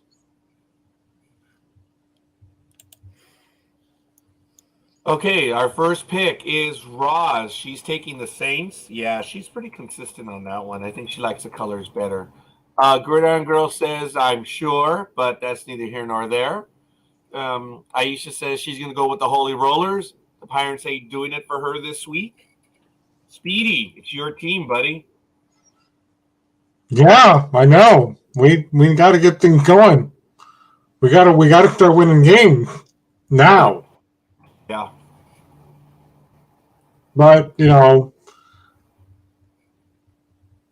much as it hurts me to do this, Oh my God. I'm sorry, but I'm still gonna go with the Raiders. I'm Raiders all the way. You punk! You punk! I was at okay. And it's funny because you went back to like what, the 60s or 70s? How many times did they go to LA and then come back up here? Back to LA and come up here? Now they're in born in 69, you dumbass. I went back to the 50s and 60s. Not even close. Were the Raiders playing in the 50s? I don't think they were they? No. No. That was just being funny. Let's see. Aisha says, winning games, Raider needs to step up or bow out, Speedy. Oh. All right. Engineer, what's it going to be? Well, this was like a coin flip for me. But I'm going, it's hard to say for me, but I'm going for, I know Speedy's going to like this, the Raiders. Ooh. All right. And Mr. Heisenberg, what's it going to be? I'm going with the eye patch. All right. And Almighty, did we get the pick from Dreem? Oh, hold on. My bad. Sorry. Oh, he's going with the Saints. Okay. Wow. And I apologize. Coffee, you're watching the program, dude. Come on, man. I know I should do a better job. Coffee, I should have included his picks, but the big dog knows all of his picks. I think I'm safe to say that Coffee is choosing all of those. There's a rule that he has. He goes with the home team except for the Vikings and the Green Bay. Help me out on that, Coffee. I know you're watching, so please give me the rules again. So I believe he's taking the Saints. I don't know who he's taking, the Cardinals or Vikings. So, here it is. All the home teams, the Packers, and anyone playing the Vikings. That's what I thought. Okay, thank you, sir. I'm going to keep that one. So he's going with the Cardinals. Thanks, Coffee. I know you were listening. Appreciate it, buddy. Where's the big dog today, Roger? I don't know. I broke the leash. I don't know where he is. I don't. Oh, and folks, I was going to comment about it last Saturday, and I'm really going personal right now. You know that on October 23rd, which was last week, the big dog goes silent. He may still be silent this week. Ladies and gentlemen, as you know, the big dog lost his son, Christopher, at 21 days. And it's the day that he passed away was October 23rd. As you know, for those of you that have known him, or now you do, he goes silent on the 23rd. And the year before, he was not on the program for obvious reasons. So he may not be on the program this week because he still mourns the passing of his son. And I remember. I do remember that day vividly. So the big dog may not be here because of that. I'm not certain. Jay says, I'm in shock. The engineer. Yeah, so am I. So, all right. I just had to put that out there, folks, just very quick. So I apologize. In recap, for the Raiders, who are +1, Tony, 27-23, Gridiron Girl, Scorekeeper, Speedy, Engineer, and Almighty are all going for the Raiders. And for the Saints, Roz, Aisha, Coffee, and Dream. I believe we have everyone else on that one. So we're doing well. All right, folks.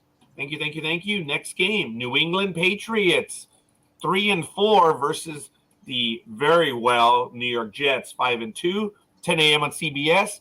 It is at MetLife Stadium. And on offense, the Patriots are 15th, Jets 20th. On defense, the Jets are 10th, Patriots 17th. In passing, the Patriots are 17th, Jets 19th. And in rushing, the Jets are, the Patriots are 11th, the Jets are 15th. Last time these two teams played, it was a blowout. But what a difference a year makes. The Patriots at home shakumed over the Jets 54-13 on October 23rd, 2021. Almost a year to the date. What is the line? It is the Jets plus 2.5. The over and under is 40. And the injuries is only for the Jets. The only player on offense that is out is wide receiver. Wide receiver. I'm smoking the product. Wide receiver Corey Davis. Okay. Folks, I apologize. I hear pinging in the background. I don't know if that's me or someone else. That's why my screen went blank. I was going to Facebook. No, I guess no. Oh, that's me. So okay. Well, one time Aisha was pinging me and she let me have it in the chat room. So I was like, oh my God, I'm getting pinged again. All right, sorry. So did we get? Yeah, we did get engineer, so I apologize. Okay, next game. Thank you for the injury report. Let's go with our chat room. Aisha says, yeah, I will when I will. And I thank you, Aisha. Gridiron Girl says the Jets. Woohoo! And I believe, oh, good God. Of course, Roz would go with the Patriots. But, she's consistent. Aisha says, go with the Flyboys again. Seems like a good idea. Speedy, what are you going to go with? I'm going to go with the Jets, along with, Dreem? Dream. Yeah. All right. And Coffee's also going with the Jets. Engineer, what's it going to be? I'm going for the upset. Surprising me, I'm going for the Patriots. It's one question, Almighty. I was just wondering, is there any record? Are they going with the third quarterback for the Patriots? I believe that Mac and Cheese is going to start. Okay. I think so. But that is a legitimate question because last week Bill Belichick was, he was just kept changing the cards. So that is a legit about Jet. What the fudge? But anyway, that's a good question, engineer. Thanks for bringing that up. But you never know; they might start with Mac and Cheese and then go back to the other guy, Bailey. So and if they change quarterbacks, that means the Patriots are in trouble. So if you pick the Patriots, you're probably, you're going to downship. So it doesn't really matter. I know it's a scary thing, but I'm thinking they're going to redeem themselves from last week. Oh, I hope so. I love Tony's comment. He says, Speedy's Jets 24 over the Cheatriots 23. Now, there's a note from Tony. The Pats get them every other week, whether I choose them or not. Yeah, I've noticed that too.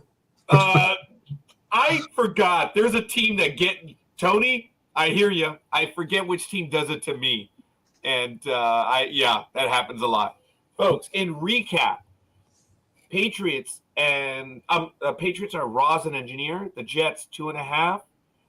It's Aisha, Speedy, Dreem, Coffee, Tony 24-23, and Scorekeeper. I did not ask Almighty. I am going with Bill Belichick. What? Oh, Engineer and Almighty, both God complexes. I get it. Ha ha. All right. You can't go ahead. You can't go against a hoodie. No, you can't do it. Dude, you can't go against the hoodie. I like it, Mr. Heisenberg. I like it. All right. Pittsburgh Steelers. Belichick is the danger. The danger. Steelers 2-5 versus the 6-0 Philadelphia Eagles. Sorry, Tony, I mistook it. It is the Eagles. All right. Going back, Gridiron Girl, did I not put you down? I'm sorry. Yeah, I did. I got you right there, Gridiron Girl. But thank you for following up. It's good because if you didn't hear me say it, then that's yeah. All right, yeah, I got you down there as the Jets. If I didn't say your name, I'm sorry. Tony says the only undefeated team in the NFL, the Philadelphia Eagles. Yes, indeed. Let's do that one right now. It's at Lincoln Financial Field, so the Eagles are at home. On offense, Eagles are 17th, Steelers 27th. On defense, the Eagles are in the top. They're second overall. The Steelers are in the lower rung, 29th. Passing, the Steelers are actually a bit better, 21 to the Eagles 25th. But in rushing, the Eagles, you would think they'd be better at passing because they fly. But anyway, the Eagles are 9th in rushing, and the Steelers are 25th. It's a blowout as far as the numbers go, in my opinion. But on August 11, 2021, a practice game, the Steelers beat the Eagles 24-16. What is the line, sir? The Pittsburgh Steelers plus 10.5. The over and under is 42. The Philadelphia Eagles have no injuries, and the Steelers are okay. They don't have any major injuries as well. All right, Almighty, who's your pick? And then I'm going to Engineer. I am going to take the Eagles to win the Quaker Bowl. All right. I like it. Engineer. I got to go with the Eagles also. I just can't feel the Pittsburgh can do another miracle like they did a couple of weeks ago. So I'm going for the Eagles. All right. Roz is going for the Eagles. Tony, I think his was the first pick. Tony said that the Eagles are going to win 34-17 over the Squealers. Aisha says Hotel California. So if I'm correct, that is the Eagles. So says Aisha. And Gridiron Girl says, whatever, Tony. Going with the Eagles. So Scorekeeper is going to jump on the ship or the bandwagon and go with the Eagles. That's too easy. And Speedy, what's it going to be? You know, Jay, to your comment, I think Mike Tomlin can always get it done. Always. I'm going to go with the Steelers. Dream, on the other hand, is going to take the other team. So he's going to take the Eagles. What? Okay, you heard him and you saw my face. We can do that one again. Go ahead, Engineer. What? That wasn't too bad. That actually was not too bad at all. Speedy, not that we're in a court of law here, but would you please adjudicate your thought process? So what are you, Judge Joe Brown? Even though that guy's not on the air anymore. Yeah, I'm still on the air. So anyway. Yeah. Yeah, but the difference between Judge Brown and me was he got paid for it. I don't. Yeah, exactly. Speedy being brave. Wow. All right. Well, is that your pithy comeback? Come on. That's Well, it. You're not, here's my explanation, Your Honor. It's that Mike Tomlin, he got the brain, he got, he knows how to do this coaching thing. He's been doing it for a while, but even when he's close to being defeated, he still says, "Okay, guys, don't worry about it. We're going to come back next week even stronger, and we will win. We will conquer." Why? Because we are the Steelers. is that a speech from a movie? No, that's not. All right. Okay. If everything you say is true, the Steelers will improve to 3-5. I hope so. All right. Gotta cross my fingers. All right. Recap. Everyone is with the Eagles.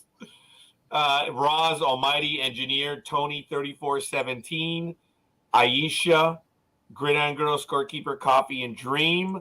And we got a comment. We got a little bit of love from Gridiron Girl, so we want to thank you. And the one that's going with the Steelers underneath Heisenberg. Here we go. Don't Big Roger. Oh, don't pick on Speedy. Okay. You only go on. Okay, all right. All right. Oh, yeah, okay. Fair enough. All right, folks. I think I did the recap. If I did not, I'm sorry. Let me do it again. Steelers are +10. It's Speedy and Eagle. I'm sorry. Yeah, for the Eagles. Roz, Almighty, Engineer, Tony 3417, Aisha, Gibbs. Scorekeeper, you're muted or something.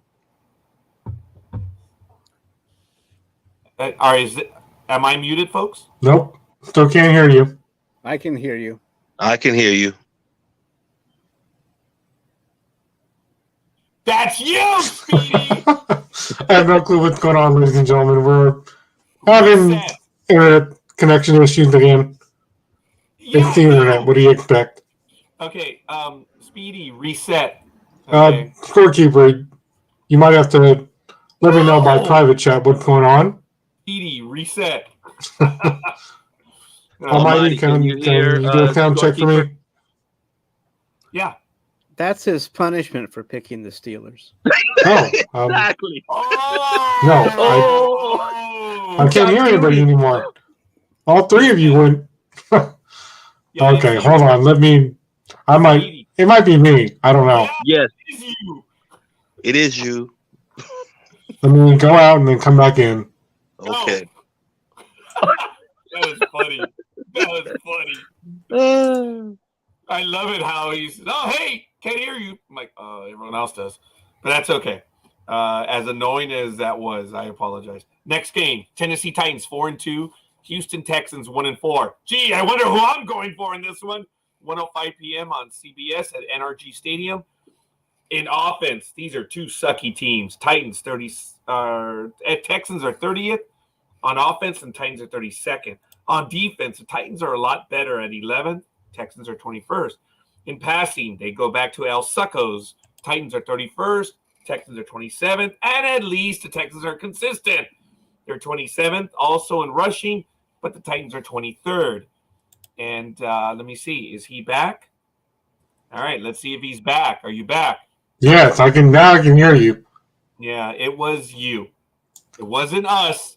It was you. Sorry. Yeah. Buddy. Last time they played was less than a year ago on January 8th, 2022. The Titans edged the Texans by 3 at Houston, 28-25. Do you have the numbers, sir? The Houston Texans +3. The over and under is 40.5. The injury report is nothing for the Texans, and out for the Titans is fullback Tony Carter and linebacker Rashad Weaver. Wow. Okay. Engineer, then Almighty, then Speedy. What are your picks? I'm going for the mighty, mighty Titans. Got to. Got it, yeah. Oh, yeah. Scorekeeper's going with them, too. Shit, no. Almighty, what's it going to be? I am going to go with the Titans.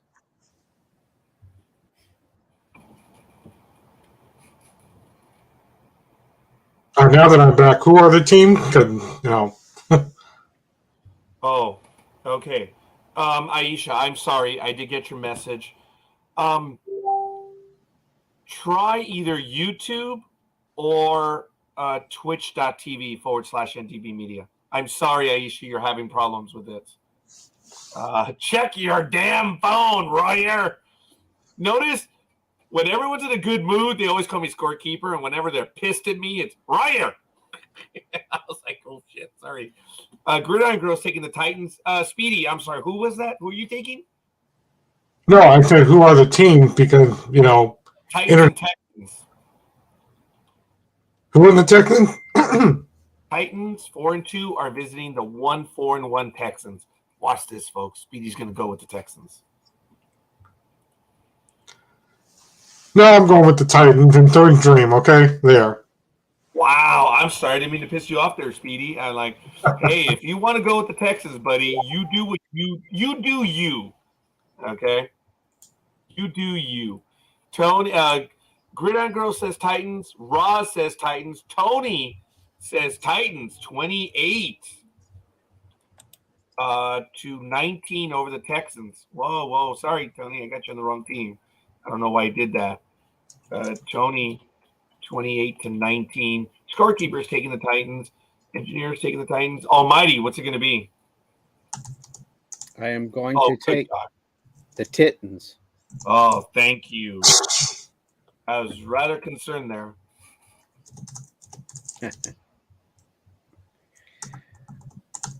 Oh, there it is. So, the choice is wide. Do I go outfield or save? Where is the flip? Okay, Titans. Okay, Aisha. Thank you. And wow. Okay, so we know what's going to happen. Tony says, no worries, Speedy. We'll take the Texans Thursday night versus my Eagles. Okay, we have our first one of the week where everyone is jumping off. Titans, Engineer, Scorekeeper, Gridiron Girl, Coffee, Roz, Speedy, Dreem, Tony, 28-19, and Aisha for the Texans. Nada. Okay. That one was not as painful. Folks, we are down to 4 games. No, wait, 1, 2, 3, 4, 5. Wow. Okay. Washington Commanders 3-4 versus the 3-1 Indianapolis Colts. It's at 1:25 p.m. on Fox. It's at Lucas Oil Stadium. On offense, the Colts are 14th, Commanders 22nd. On defense, the Colts are 8th, Commanders 15th. Colts are 7th in passing, Commanders 15th. And in rushing, the only advantage for the Commanders are 20th. The Colts are 30th. Last time they played, Colts whooped them 21-9 on September 15th, 2018, a long time ago. Oh, yeah, exactly. Exactly, Aisha. Now watch the bloody Texans win that game. It's happened. All right, what's it going to be? Almighty, what do you have? I have the Commanders +3. Commanders +3. And the Commanders, the tight end, Cole Turner, has a concussion and is out. And this is probably big news, but out for the Colts is quarterback Matt Ryan. He was last seen being driven off the field on a cart going toward the glue factory. All right, Almighty, what do you have? That's a good question. I have the Commanders. I'm going to go with the Colts this week. Dream is going to go with the Commanders.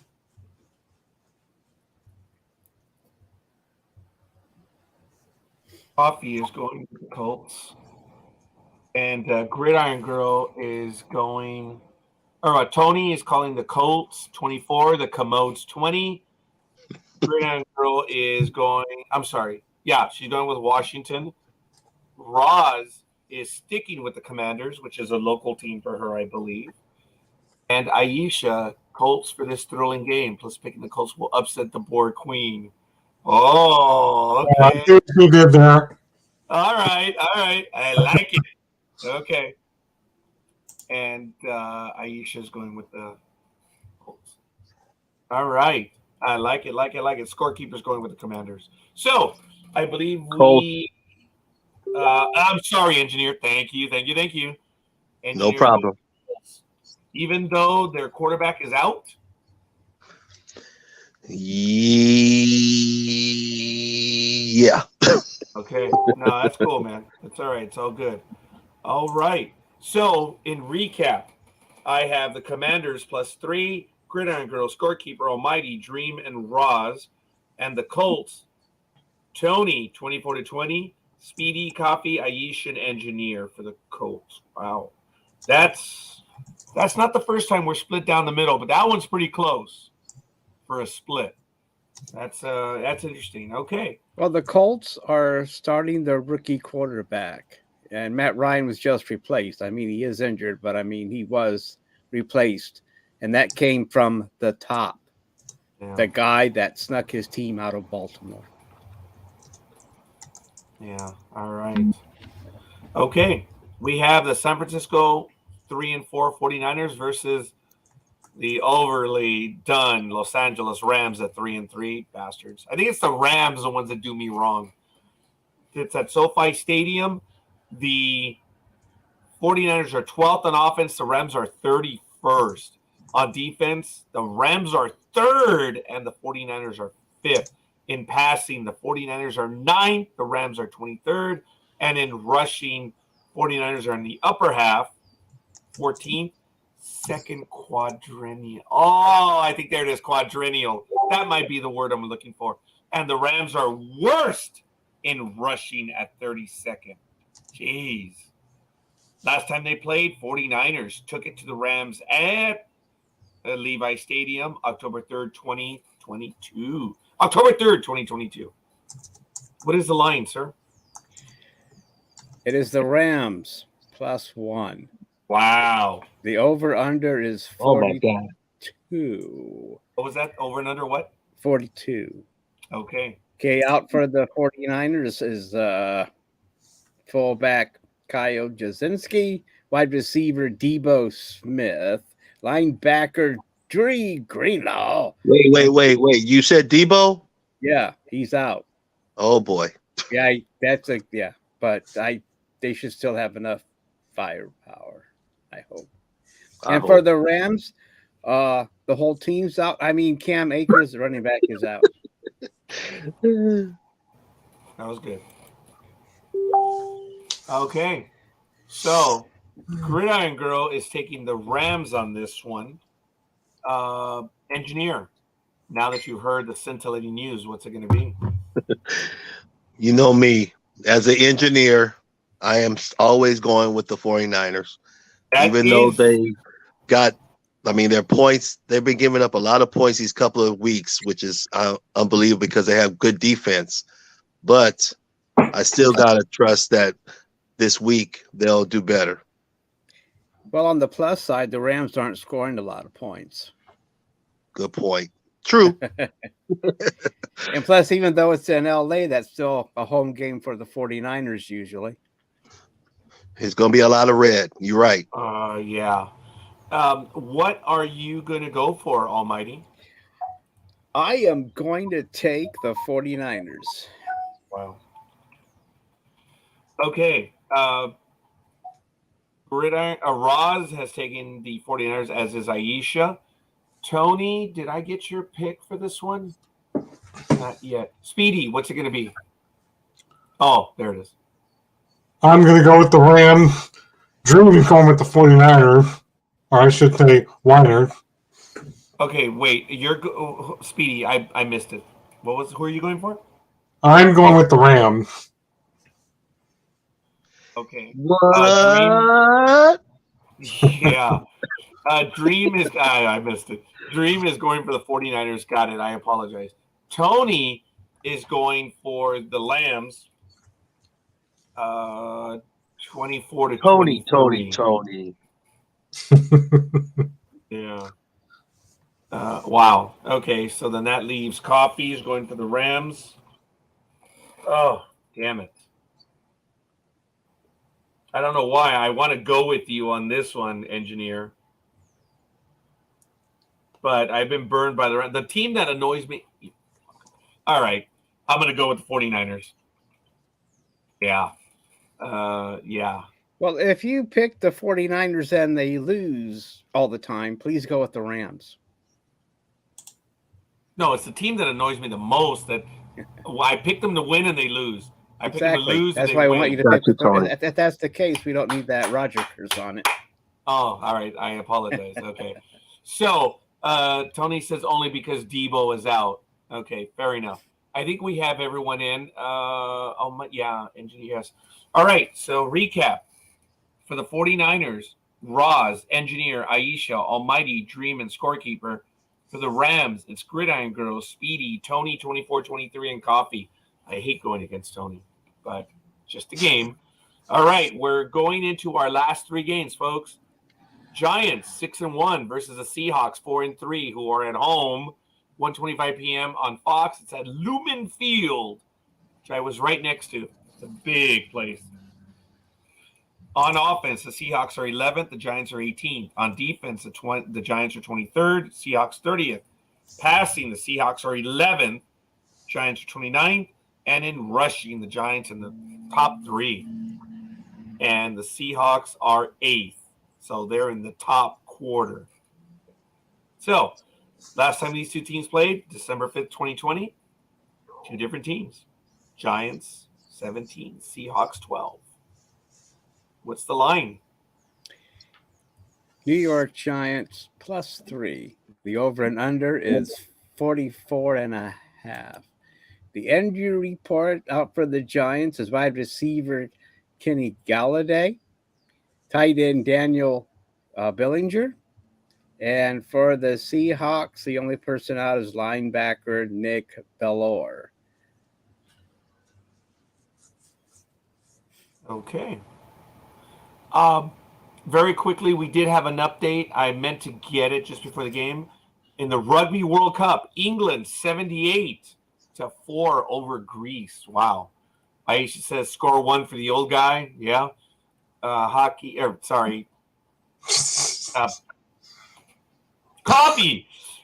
says Brighton is up 3-1 over Chelsea in the 50th minute. Thank you. Thank you, Aisha, and thank you, Coffee, for always keeping us up to date on those. Folks, if you have a particular sport, this means a lot to us when you help us update the scores when we do it live. It's much appreciated. So the first pick actually went to Roz. She's going for the Seahawks because it's the colors. Aisha says she's picking the tall New York guys. Oh, Aisha. There it is, Aisha. How the hell do you spell? Oh, yeah. Tony says the Sea Hags 27-24 against the Giants. You see, Gridiron Girl says the Giants. Tony, you really went with the Sea Hags? Oh, wow. Yeah, I don't see it happening. I'm going with the Giants. Oh, we're differing, Tony. Damn it. Engineer, what's it going to be? I gotta go with the Seahawks. I've been going back and forth with this game, but I'm feeling going for the Seahawks. Oh, all right. A new update. England 82-4 over Greece. And they're just piling it on. Get it? Rugby? Piling it on. Anyway, sorry, I didn't mean that. Sorry, Speedy, what's it going to be? Don't shake your head at me like that. Oh. I think I'm gonna have to go with Jay here.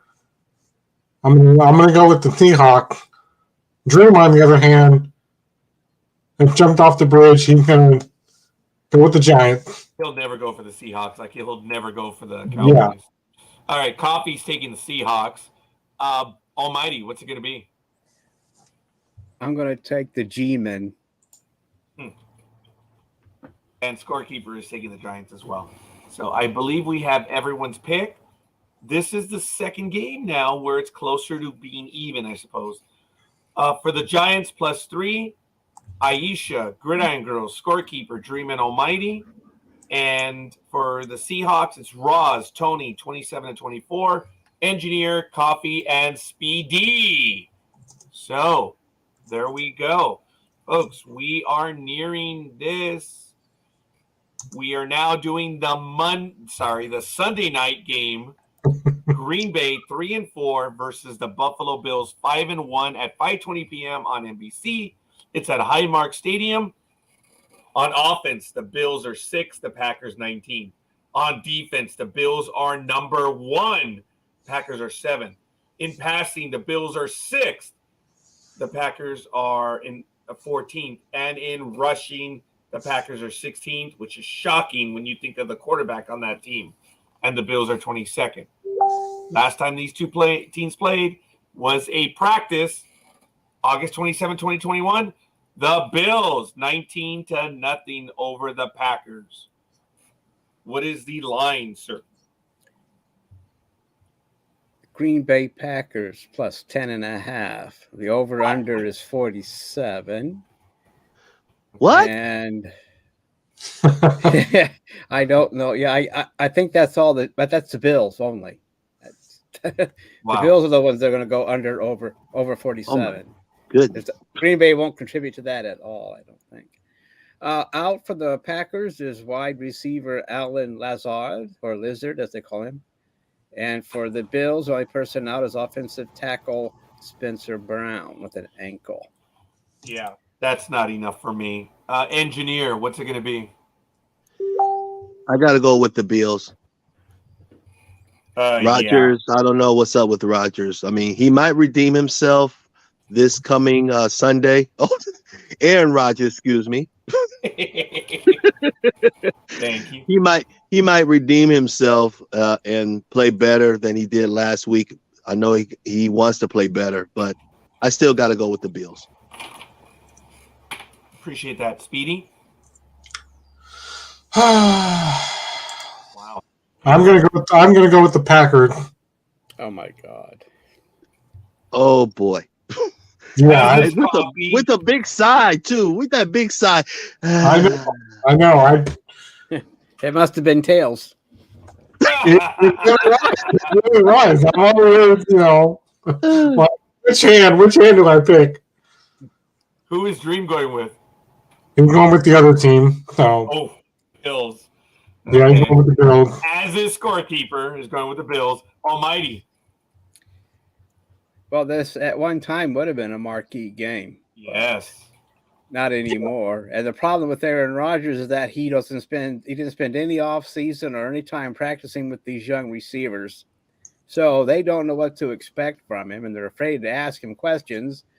And he doesn't know the receivers. He doesn't work out with them. So right now he's just learning on the go. I mean, but anyway, that being said, I'm going to have to go with the Buffalo Bills at Hyman Stadium. Ross says both ugly, taking the Bills. Aisha says, Willie Big Kyle's for this girl, not loving the cheeseheads this week. Yeah. And Tony's appreciating that one. And Aisha says, who? Aaron Rodgers? Loser is who? Wow. That's the most aggressive I think I've seen Aisha in a while. Scorekeeper's taking the Bills. Not that difficult. So in recap, Packers +10.5. I don't know why. I think they're going to be charitable. Speedy and Coffee. Wow. The Bills, Engineer, Scorekeeper, Dreem, Almighty, Gridiron Girl, Tony, 32-20, Roz and Aisha. Wow. Coffee does say Bournemouth is up on Tottenham 2-0 in the 52nd.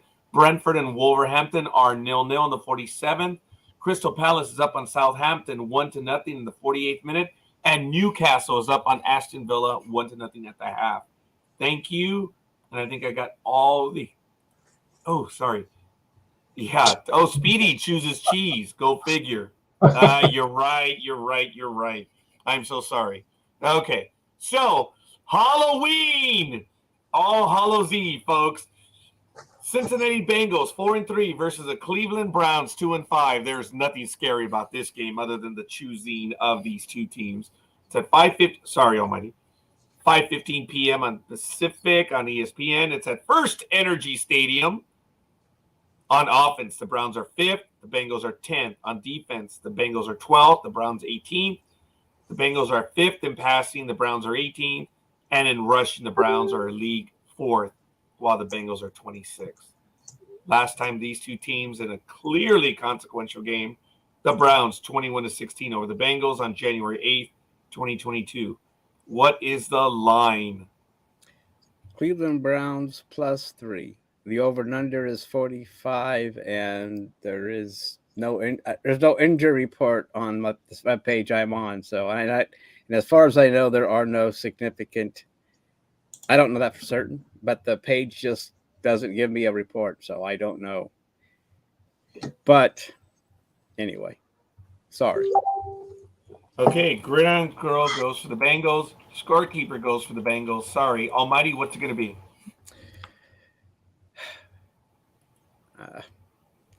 God, I hate to do this. I'm fucked either way. Wow. I'm going to take the Browns. Okay. Even though this could be the game where the Bengals are actually going to take control of the North. Yeah. Aisha is sticking with the Baby Ship Browns. Just for the big dog. Aw.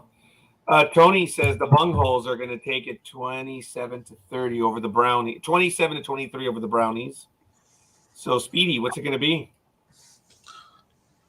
I'm going to take the Brown. Dream is taking the Bungles. So, he's taking the Bengals. We'll see how that pans out. And who are you taking? I'm taking the Browns. Wow. Okay. And Roz is taking the Browns just for the big dog, as is Aisha. Wow. All right. You guys are awesome. So, Engineer, I guess you're going to be our last pick, buddy. Okay. Now, I'm just curious. Did NFL just kind of coincidentally set up this game on Halloween where both teams are orange? I know, right? That's what I thought. That's so interesting. I had to say that before I make my pick, but it was just a very coincidence that both teams are orange and it's going to be on Halloween. But I'm going to have to go with the Boo-ingles. I had to. I'm sorry. Not at all. That was good. That was very good. I like that. Yeah. Getting in the spirit there. I like it. Yes. Bingo. That was impressive. And actually, when I say I go for the boo rounds, the boo is in a different manner. Yeah.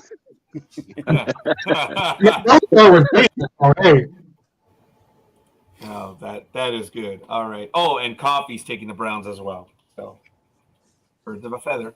All right. In our recap, Bengals, Gridiron Girl, Scorekeeper, Tony, 27-23, Dream, and Engineer. And in the Browns is Almighty, Aisha, Roz, Speedy, and Coffee. I think we have everyone, folks. Want to thank everyone for joining us on this one. I'm going to post these picks. I'm going to do another one. Forgive me. Oh, sorry. I'm going to post these right now. I ask you to review them on the Facebook page, and that way we know you've gone over them. I'm going to go to Facebook right now.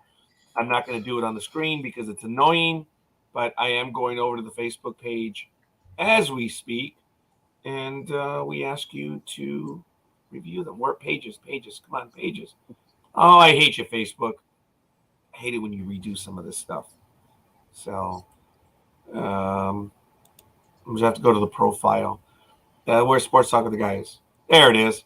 Okay. This is week 17. Oh, no, sorry, week 8. I don't know where I got that from. Okay. Week 8 NFL picks Sunday and Monday. Okay. And I'm posting them now. And boom. Shazam. Show enough. Hey, by the way, engineer, I thought that movie was in 1981. That movie was in 1985. Enter the Last Dragon, folks. Show enough was in 1985. I was in high school. I was in the seminary. I thought it was in middle school when that one happened. But OMG. what do I know? Who's the master? That's right. Show enough. Oh man, I love it. You know who caught that right away? John did when I was over at the office. Oh, wow. Yeah, he got it. He knew. But all right. That was way deep, folks. I do apologize. We are talking about Enter the Last Dragon, an absolutely fun movie. The sad thing is, it is so politically incorrect. It is so bad. It is crazy. So, Ross says, thanks, Sports Talk with the guys, Raj, Aisha, and Tony. Gig is out. Hope you enjoy the rest of your day, Gridiron Girl, and be safe. And we're good. All right. We're going to go ahead and continue, folks. We have some stories that we want to get to. Yeah. Engineer, as a guest, do you have a particular story you want to visit? Actually, I'm good, guys. Actually have to depart from this enjoyable time I had with you guys. It was a pleasure being on here and actually participating and being involved. So thank you guys for the opportunity, and maybe you guys might see me again.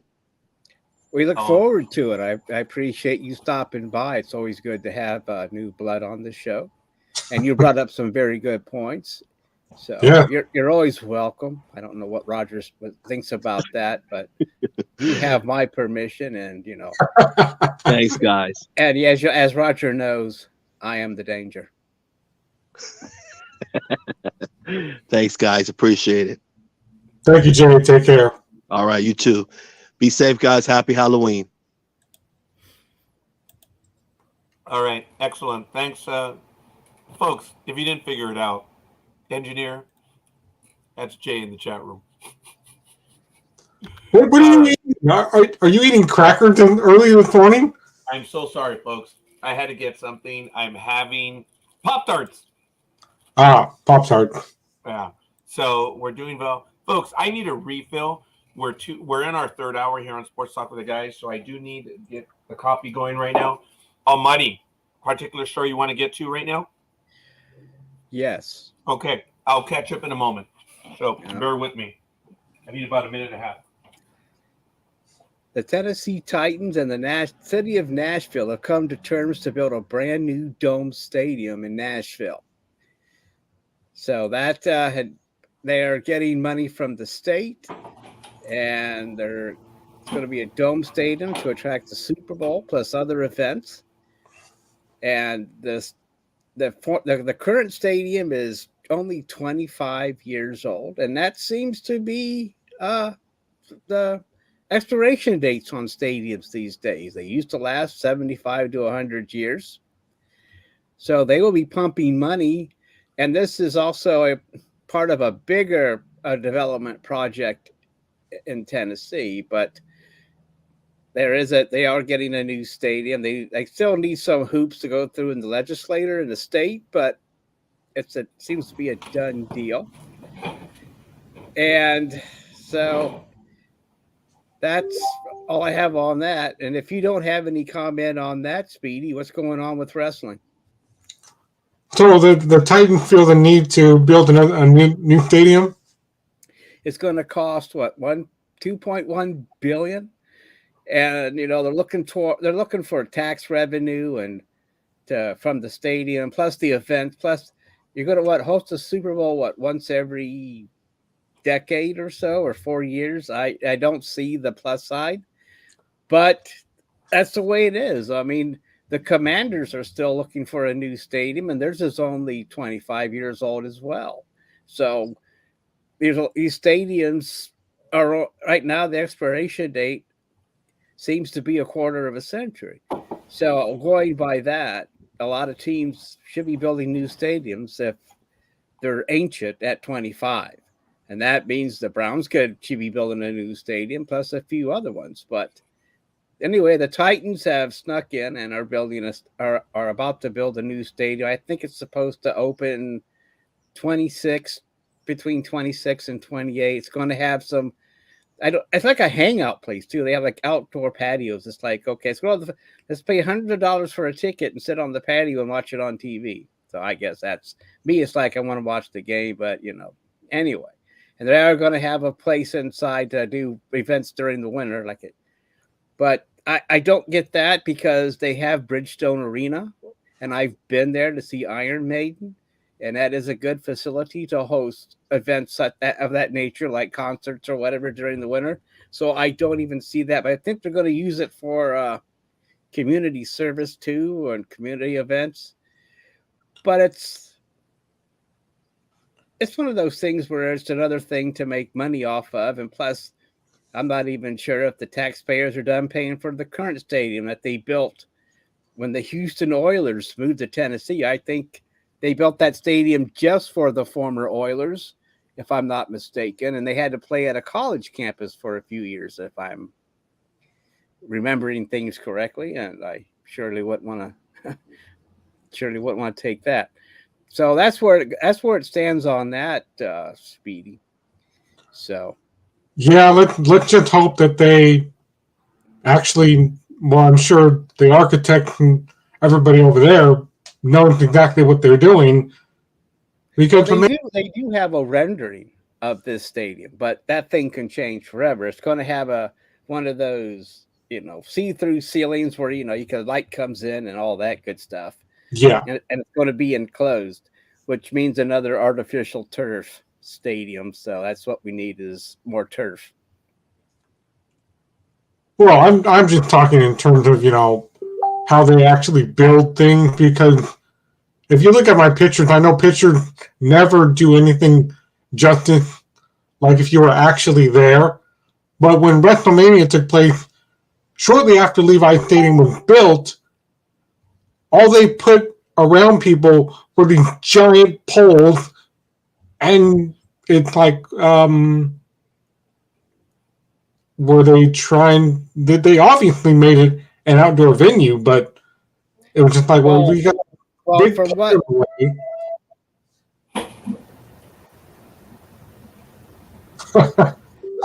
I don't know why you're saluting. No alarm went off, Scorekeeper. Oh, yeah, I did. Yeah, I did.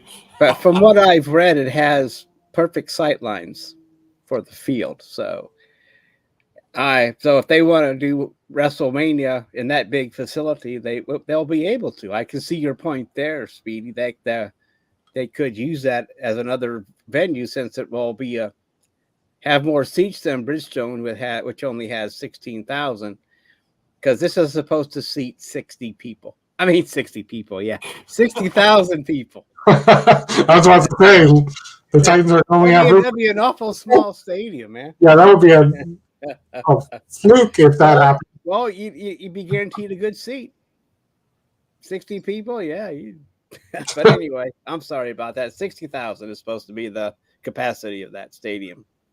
So we're talking about the Titans they said they are building a new stadium, Scorekeeper. Yeah. What do you think about that?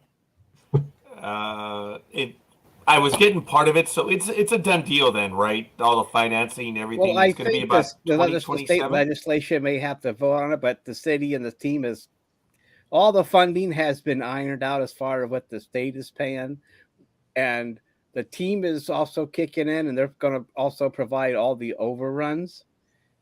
Any construction overruns are going to pay for that, and I don't know what so they'll have another. I don't know. I'm not saying they're moving on.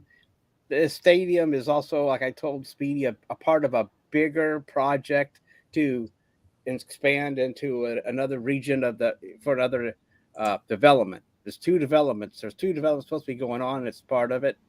So it's going to be a big thing in Nashville. But I'm just saying it came across the wire a while back, and I haven't really got had time to get to it, but that's where we stand now. Is that as far? Yeah, it's going to be built, so it's enough to. It's gonna. I think I told. What did I say? 2.1 billion is what I got the number at. So that's. I think it's something like that. Well, you know how much they cost these. Well, no, not as much as LA, but they will. Yeah, folks, it's going to be a while before someone surpasses SoFi. And I do hope to go there just to see it myself. But, guys, it was $5 billion for SoFi. That is a monster stadium. It's going to be a while before it gets surpassed. And it is a beautiful stadium. And I have not heard any negative yet on it. But, look, the Raiders Stadium, which I've been to, and I've been to for a game. Oh, my God, folks, it's amazing. That would cost $2 billion back in 2020. So, 2.1 billion. Well, the cost is 2.2 billion. Oh, okay. Yeah, well, that you makes can't. difference. No, that's $100,000 in kickbacks. You cannot ignore that. So, or was that $1 million in?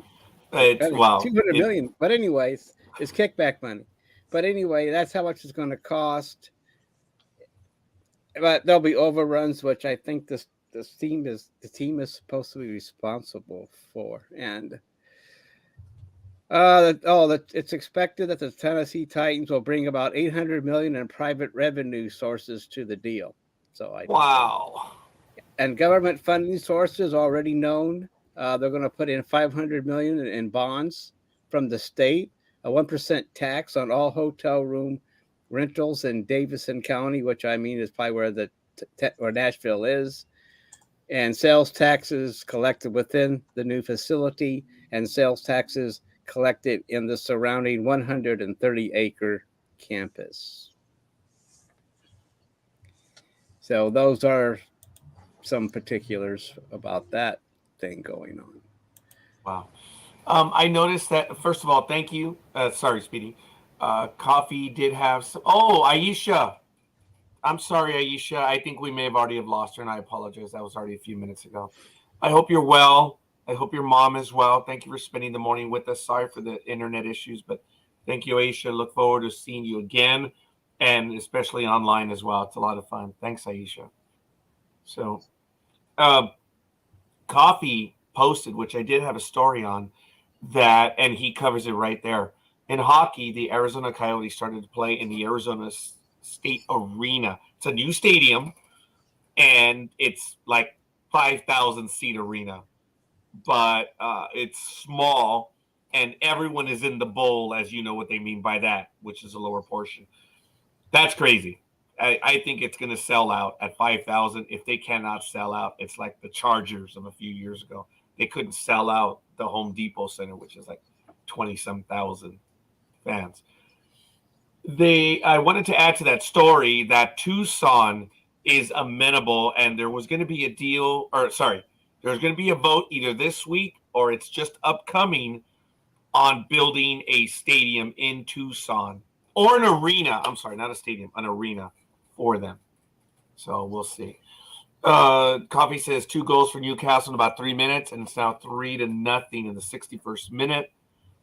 And the Arizona Coyotes are in the arena because Glendale kicked them out of the arena when they were, due to the Coyotes owing $1.3 million in back taxes and refusing to pay. Wow. Dang. And remember, they were going to a college team playing for a short while, and then something else happened there as well. So, they got kicked out.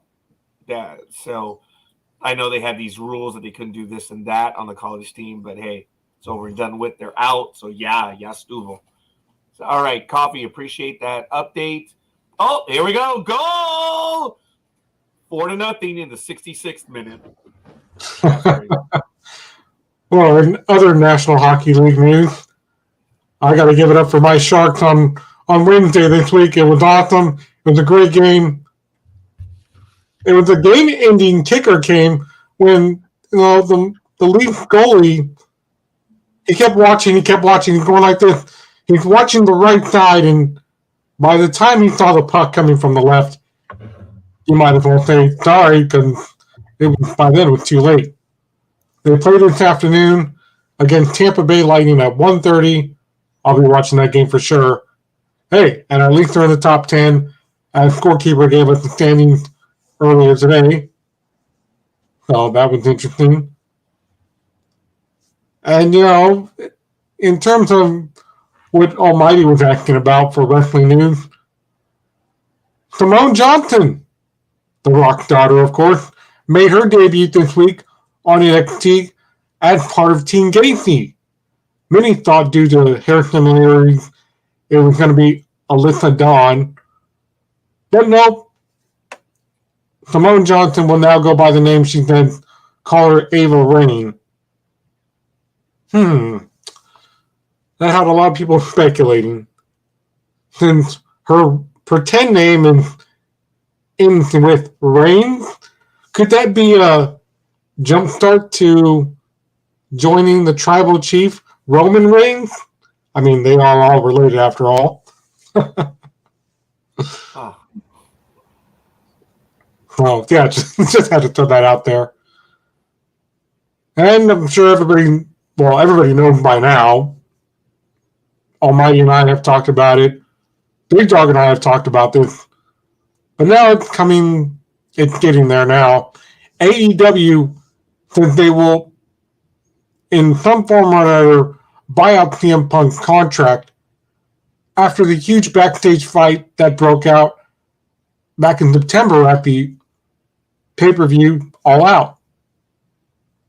Because with AEW talking with CM Punk, they just want to make sure and make it clear he can't do anything because he's in the middle of a non-complete clause at this time.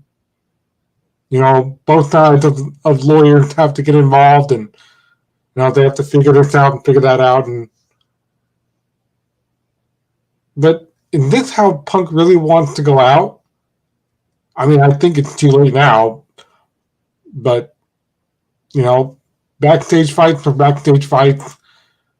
I mean, it happened a few years ago when Tommy Dreamer and myself, when I asked him politely if we could take a picture, you've heard me and Big Dog talk about this too. Some wrestlers will be like $30 Scorekeeper. I mean, $30 or $40 for a picture op right now. If you don't have it, sorry, go away. But others are like Tommy Dreamer, where they're like, I'll do a picture for free. Whatever. Matt Hardy, same thing. It was awesome getting with him. But back to the picture at hand with me and Tommy Dreamer. Before we took that picture, before he put his hand on my shoulder, I heard, "Get out of here! No! You started it!" And I'm like, And this was at the smaller, big-time wrestling that takes place at the Newark Pavilion in Newark, California. And I saw the promoter and other people going to the back, behind the stage, and they're like, cut it out, come on. Calm down, just calm down. And that's why, you can tell me and Tommy Dreamer don't look as thrilled to be taking a picture, even though I'm holding my fist up. I do it in all my pictures. But we weren't sure because nobody knew what the heck was going on backstage. And it just happened, and somebody said, well, I won't be at the next show. And that's all we heard, and I don't know what happened. So you never know what could have actually happened, but, things would have worked out anyway, as was predicted, even if CM Punk wasn't actually involved with what went on this past summer with the AEW storylines. In real life, Jon Moxley would have had to, step up and be the temporary champion anyways, like he did. Whether or not this backstage fight would have happened, who knows? But Almighty, do you think this is it? And do you want to see Punk go out this way?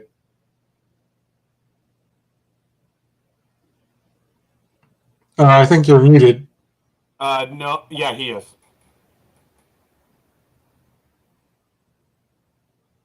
No, I think we're all having internet issues today.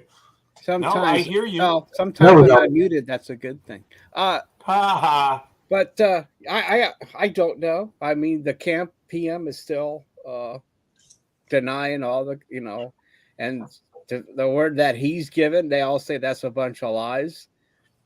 And it's a sad note that a wrestler that was once very popular will be, is delegated to where he's at now. I mean, it's people say he was a complete psycho during that fight backstage. So it seems like he was totally out of control. I mean, I wasn't back there, but sources, which that could mean the janitor. So who knows? But I'm just saying, Speedy, it's too bad to have someone go out with that such a bad way, Speedy. It's not, and I know. Plus, it hurts the sport because he was a popular character, not only in A&W root beer, but also in the WWE and elsewhere. So it's a big blow. It hurts.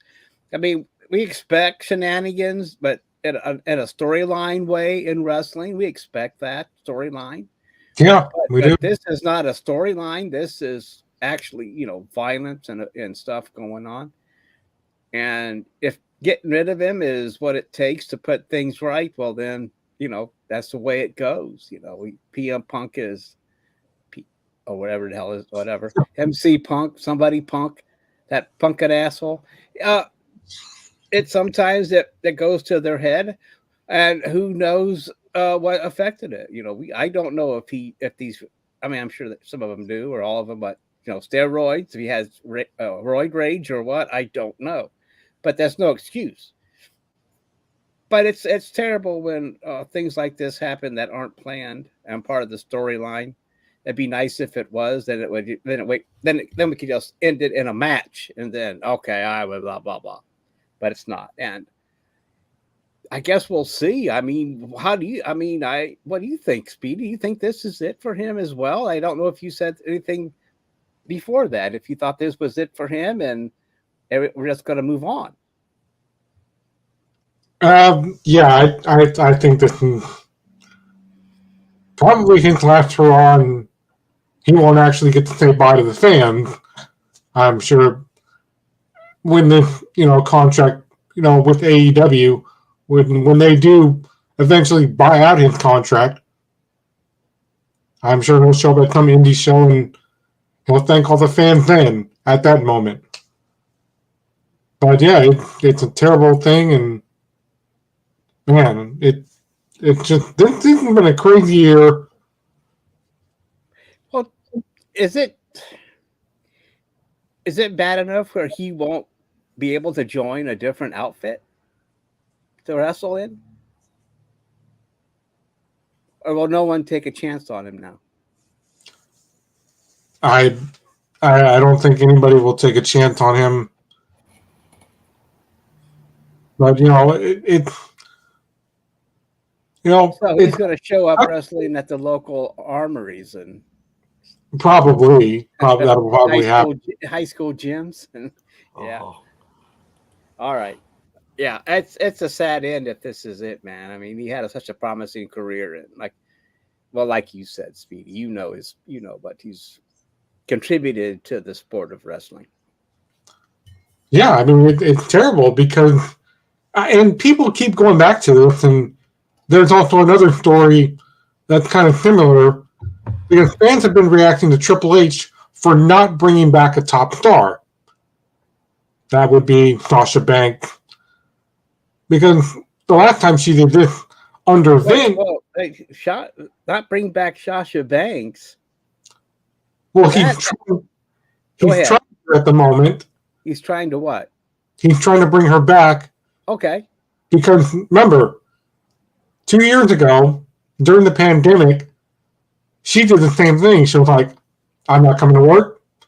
Forget it. And, all the agents and Vince were like, "Where's Sasha? Was she on your flight?" And it kind of, was almost the same Hold thing. on, I gotta put the lab away. I have to put the lab away. I'll be Ooh, back. Heisenberg. You have to. I probably I have to hide the lab before they get here. So, go ahead, Speedy. I'm sorry. That's all right. You didn't become a wanted criminal overnight, did you? Oh, he is a wanted criminal. Yeah, I am. For my picks are so bad. Yeah, America's Most Wanted. Her Well, baddest no, NFL pick. I think they want him to just pick against him. I can see it now. FBI, open up. Why did you pick this team? You're under arrest. You're a terrible person. Yeah. Oh, wow. Yeah. I guess that would be left to the FBI, right? Yeah. But no, I was saying that it in a way with Sasha, what she did 3 years ago during the pandemic, and it almost felt like with the Owen Hart situation, because Owen Hart didn't show up at the Over the Edge pay-per-view, and Vince and the agents were like, "Was Owen Hart on your flight? What happened? What's going on?" No, he wasn't on the flight, and we were finding out later that he had passed away. So people were at first concerned, and then she randomly shows up on SmackDown that same week without notifying anybody. And because people have, for years been like, well, Steve Austin did it first. He was the very first one to walk out and never actually got busted. But that's not true, because him and Vince came to an understanding on mutual sides of agreement. Lawyers didn't need to get involved or anything. They just, talk things out. And that's when Vince asked Steve Austin, well, what exactly is going on with you? You've been acting kind of funny lately.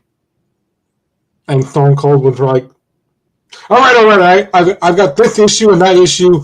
My health is not as good as it was. My knees are bad. And besides, you stuck me in a match with Brock Lesnar on a house show that wasn't even on the card to begin with. I don't understand why you did that. And so Vince was like, well, all right, you can come back, as if nothing happened. I mean, if I did that, I know for sure I would get fired. Well, I'm not coming to work. Scorekeeper, I think he can get away with it. He's like with Sasha Banks, and Sasha Banks still calls himself the legit boss. So You're funny, and I appreciate that, but I don't know if I can get away with it anymore. Guys, I'm out. I'm out. I can't get away with it anymore. I have to admit it. That's why you heard the text messages on my phone going off. I had to keep it on, but it's off now. Because, I thought I was going to work today. Just have my shirt ready just in case. But no, they're like, no, we're fine. I'm like, okay, well, continue on, carry on, have a nice day, and I'll see you all on Monday. But yeah, people have tried to do this in real life too.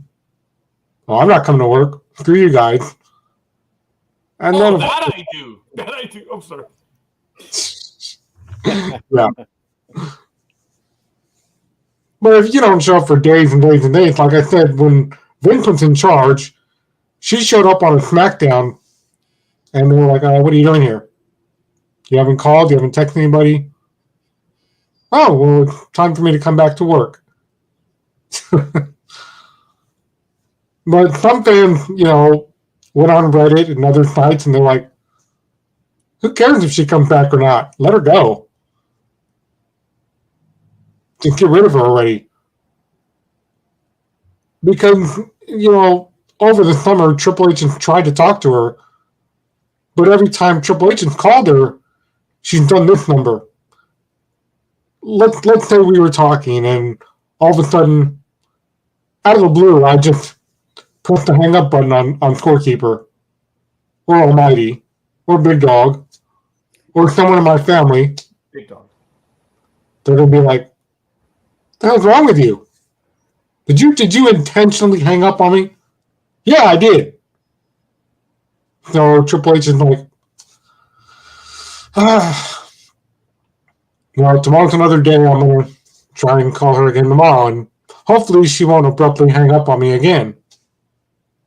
Because he really, really wants her back. Because everyone is trying to let everybody else know, hey, it's no longer Vince calling the shots. It's a new regime. Things are better actually now. So you can come back and things will be okay. But she doesn't believe that. That's why she's constantly hanging up every time Triple H calls her. So, you know, like that, it's worth a lot because she still is a big name, but, you know. Oh, that was a long time ago. Yeah. Well, so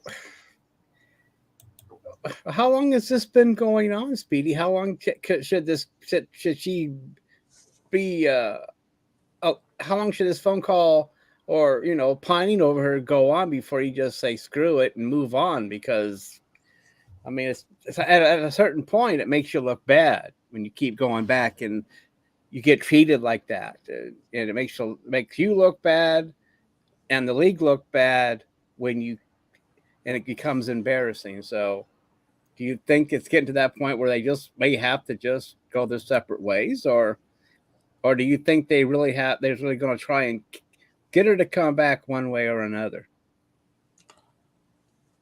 Well, if I was in Triple H's shoes, I mean, I legitimately feel for her, and I feel sorry for her. But I would say, well, I'm not going to give up. I'm not going to give up. But I think at a certain point, I think Triple H is going to, real name Paul Levesque. That's his real name. But I think, all of us have had times where our patience is like, that's it, I'm done. Forget it.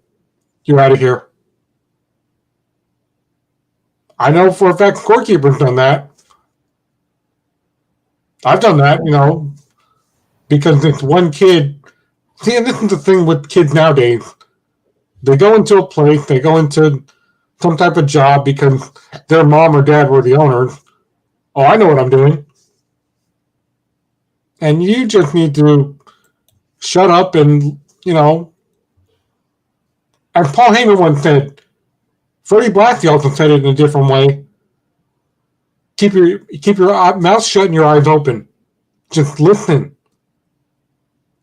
Because if you come in like one day where this kid came in, and it's funny because we have a couple of new people I'm training at work right now to be box cutters, but we have other things that they need to be doing too. So when I go back on Monday, I'll be myself or someone else will show them too how we do things at Marshall's. But yeah, years ago at Safeway, this kid was like, out of the way. I'm like, you just pushed me out of the way. This is my customer. I know what I'm doing. I'm like, okay, all right, you go ahead. If you screw this up, you're done. You got that? All right, yeah, whatever. But does she have legitimate gripes? It seems like the contract from her of keeping her from signing it also, or that she has some gripes that are these legitimate, or I mean, what I mean by legitimate is like treatment and stuff like that. Not that they're keeping green M&Ms in her bowl. Well, that's what it seems like, and she's probably afraid that they're gonna do a Mickey James on her, where they're just like, just FedEx her stuff and throw them on the sidewalk, leave them in a trash bag. I get the feeling they want to work this out as well.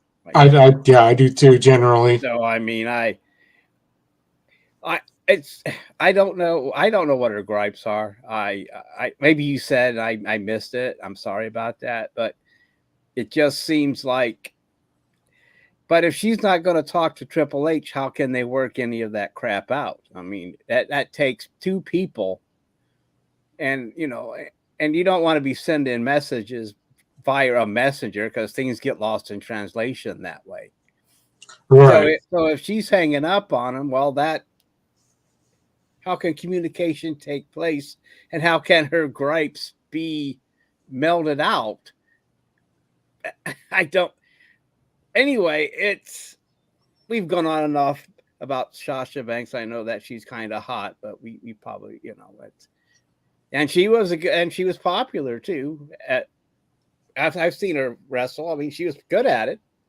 She was not a wrestler, not just a female wrestler, but a wrestler altogether. And she had a good storyline going with that title stuff going back and forth.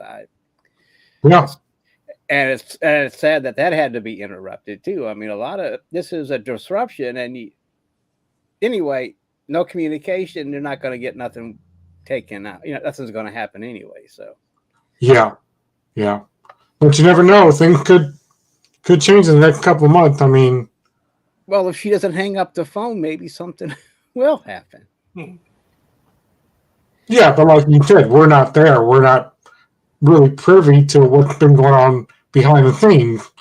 Yeah, that's true. That's about what we know right now. We won't know that until the FX movie. Oh, you're funny. Well, there's always truth to that. There is. Yeah. I was going to say Hallmark, but that would be a little too violent for Hallmark, for the Hallmark channel. So I'm with. But FX is mostly science fiction, so it might be AMC or somebody, or it might be an Amazon miniseries, which they can screw up. So, Yeah, but we don't know what that is. They'll pay $1 billion for it, and who knows? Yeah, but let's not forget that Hallmark is not going to air something like that, anyways. I mean, even before I went down to meet with these great guys with Big Dawg and Scorekeeper, they were already starting. Hallmark was already starting to run Christmas movies like they do. Yeah. That was in August, so they've been doing that. That's what I was going to say. If they come to an agreement on Christmas Eve, Christmas Day, well, Hallmark may be interested in it. No, I don't think so. It's a holiday movie, right? It's a holiday. It's just a joke because they do a lot of Christmas movies. Never mind. Yeah. As a bad one, apparently, because it just hit the cricket meter there. And don't worry about it. Oh, thank God I found it. Yeah. But Almighty, what comes in mid-January, right? For WWE? What? The biggest pay-per-view ever is the Royal Rumble. Oh, yeah. She could possibly make an appearance. Yeah. Yeah, I can see it. But we've talked about Sasha Banks, walking off the job and other things, but now they're kind of keeping their mouth shut about, going forward. So you never know. There could be a thing in the works where suddenly number 18 is Sasha Banks. You never know. Or she could be number 30. Suddenly she pulls up in a limo and we're ready to roll. Yeah. Uh-huh. Okay. Hey, I guess it's possible. I mean, it seems like it would be a ratings boost if they did something like that. I mean, when it comes to ratings, anything is possible, and most things are forgiven. If you can bring in the people, plus especially for pay-per-view, if that brings in an extra couple mil, it's like, okay, we're fine now until the next time she throws a tantrum or Triple H does something to piss her off. Who knows? Yeah, but he's not like that. Like I said, that was always Vince, who was like, you're doing this wrong, you're doing that wrong. Writers rewrite the show all over again. But you have to remember, this is a new regime. Triple H is better, for it. I mean, you see his personality come out through the screen, especially last Friday when Rey Mysterio, in storyline terms, was like, I'm going to quit. And Triple H was like, whoa, no, let's talk about this. Okay. Well, I think we've rambled on enough about that for now. We've given her a lot of airtime, and we'll just see how things work out. Speedy, I hope things can come to a suitable conclusion. And Roger, you had something to say? I've been looking for this video for a little while because of another article that I have. Folks, I want you to enjoy this one. I have to stop the screen. I got to start it on again. I got to set it up. I got to put the sound in. Folks, a baseball player is accusing all of the Major League Baseball teams of cheating in 2017. So knowing that, check this video out. It's been a while. Can you hear it? Yeah, kind of. I agree. Aren't you gonna apologize Apologize for what? for cheating? It's been 3 years and you're still not over that rumor? It's not a rumor, it's a fact. Agree to disagree? You understand that there's proof, right? And you understand that proof has been clearly doctored. The same thing I told you 3 years ago. So you're saying that random people just made that up for literally no reason. People can be very manipulative. Clearly. You understand that what you did, like, it didn't just hurt me, it hurt my family and it hurt my friends. For the last time, nothing happened. I just don't understand why you can't just admit it. Because there's nothing to admit. Be a man and admit to what happened. I will be a man and I will own up to the truth, which is the fact that nothing happened. You know, you're a disgrace. You're a disgrace to me, to your family, and you are a disgrace to all of Major League Baseball. Now get the fuck out of my house. It's not true, so... I'll prove it didn't wear a wire. I said get out. Tell me you guys have seen that video. No. No, this is the No, first. it's hilarious. Look at it again. It's funny. Look. It's been a while. It's been a while. 3 years. I think we both need some closure. I agree. This is great. Are you gonna apologize Apologize for what? for cheating? It's been 3 years and you're still not over that rumor? It's not a rumor, it's a fact. Agree to disagree? You understand that there's proof, right? And you understand that proof has been clearly doctored. The same thing I told you 3 years ago. So you're saying that random people just made that up for literally no reason. People can be very manipulative. Clearly. You understand that what you did, like, it didn't just hurt me, it hurt my family and it hurt my friends. For the last time, nothing happened. I just don't understand why you can't just admit it. Because there's nothing to admit. Be a man and admit to what happened. I will be a man and I will own up to the truth, which is the fact that nothing happened. You know, you're a disgrace. You're a disgrace to me, to your family, and you are a disgrace to all of Major League Baseball. Now get the fuck out of my house. It's not true, so... I'll prove it didn't wear a wire. I said get out. Oh my God, I love that. It's just so well done. Oh, it looked real, man, that they were going through. That's what I've been trying to find for the last 20 minutes. It's kind of funny, folks, and I'm sorry that my voice went up, but Speedy and Almighty were able to see the screen that I was looking at, and they were seeing me scroll through all this stuff, and they were seeing all these, like, what the hell's with these women? And what the hell is Scorekeeper doing? While I was trying to find these stupid videos, and these just pornographic images were coming up, but that's neither here nor there. And then I finally went to my phone, and I found it. I said, I got it! I've been wanting to show this video. So, folks, I sent it to everyone in the Sports Talk with the Guys handle. In our thing, if you guys want to take a look at it and save it, it's there, but it's really funny. But this leads to the article that I posted, and I'll get to the comments, Coffee, about the streaks. But White Sox pitcher Luis Giolito throws every Major League Baseball team under the bus that was in the playoffs for cheating. But this is how much of a moron he is, because I get to say he's a moron. Thank you, Tony. I hope you did like that one, buddy. That was a funny video, man. I mean, it was well done. But he says the Astros' 2017 sign-stealing usage was the talk of baseball once the news broke in 2019. Houston immediately drew the wrath of players and fans. However, according to the Chicago White Sox pitcher, Lucas Giolito, Houston was not alone in their cheating ways. What does he say? Based on everything I've heard, I'm like, shut up, fucker. You can't even play.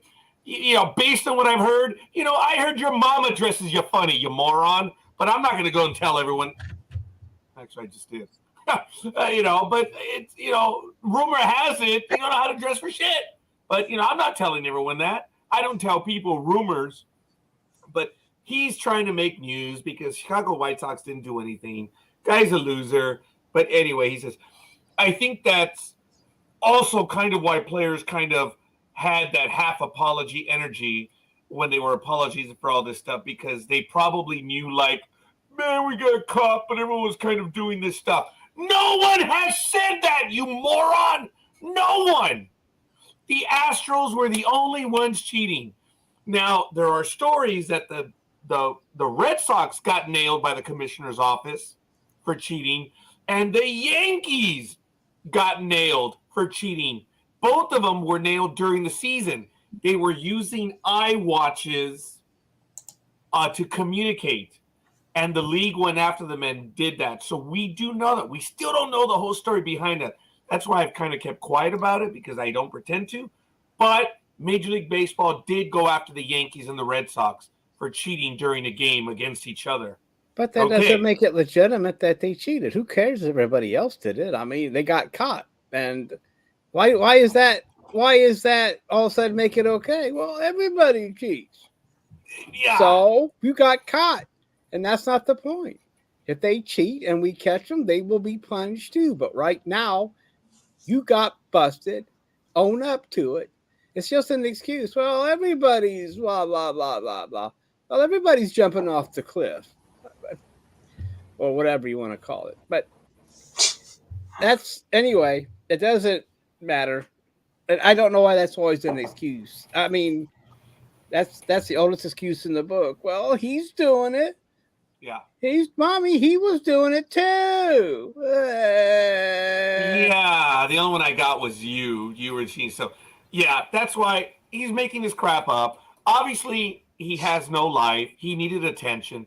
But to say that the other teams were, look, folks, let me again, because when it comes to baseball, I pretend to know a little bit.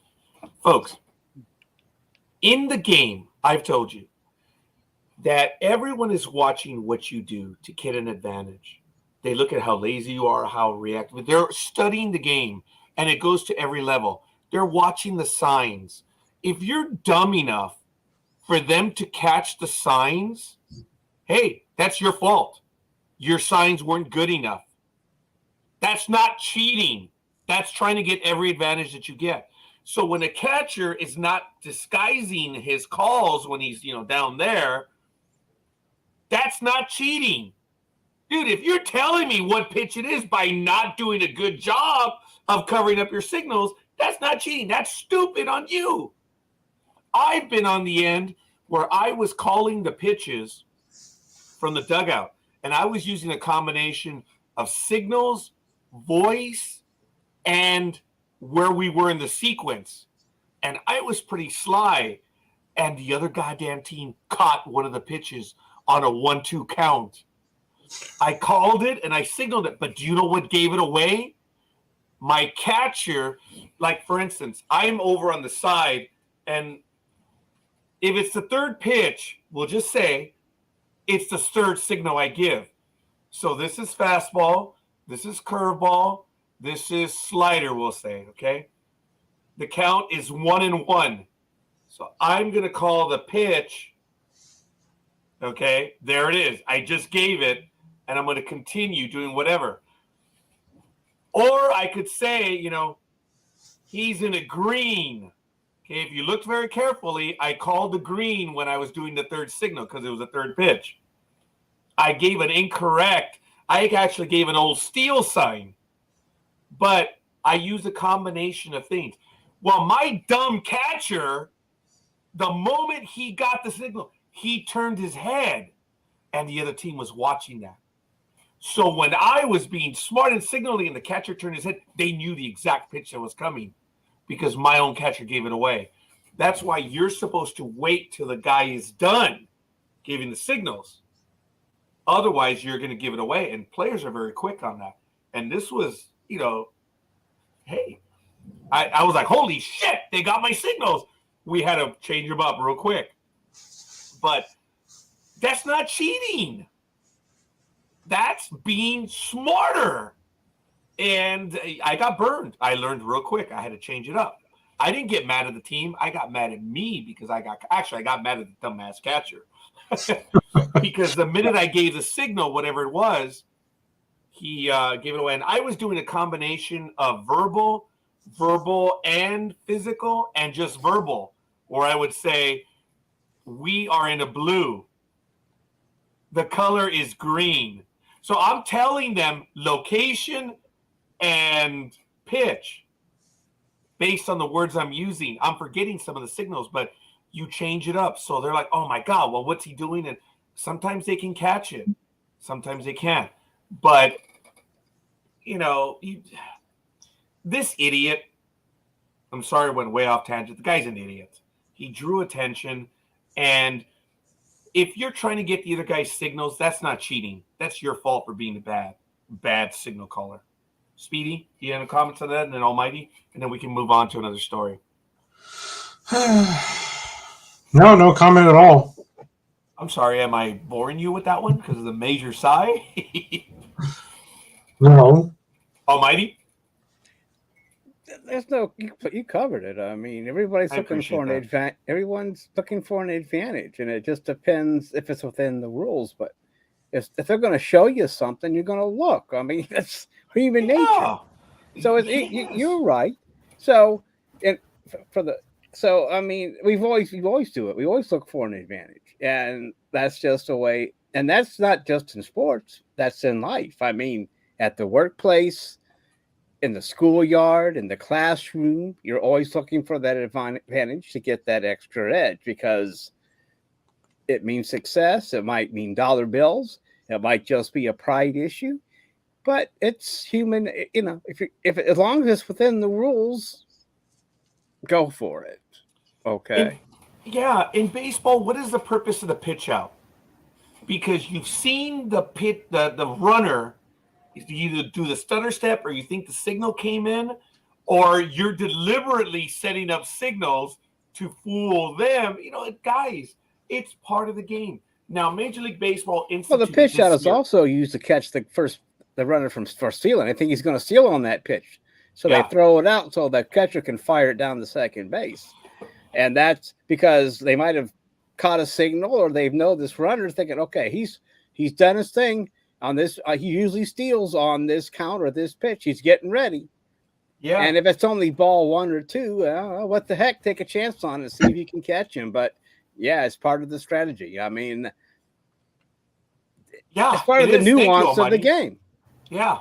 Now, Major League Baseball, because the millennials are crying about it, because so now I know that the Yankees actually had it, where the catcher had like a little pad he could signal the pitcher, and the pitcher had an earphone in his, I don't know if it was in his ear or if it was in the cap, and it would tell him the number of the pitch.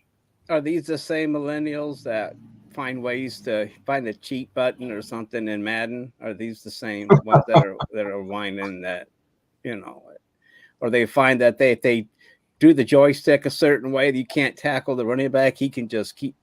Are these the same people that find these? I believe so. Wow. Okay. All right. Thank you.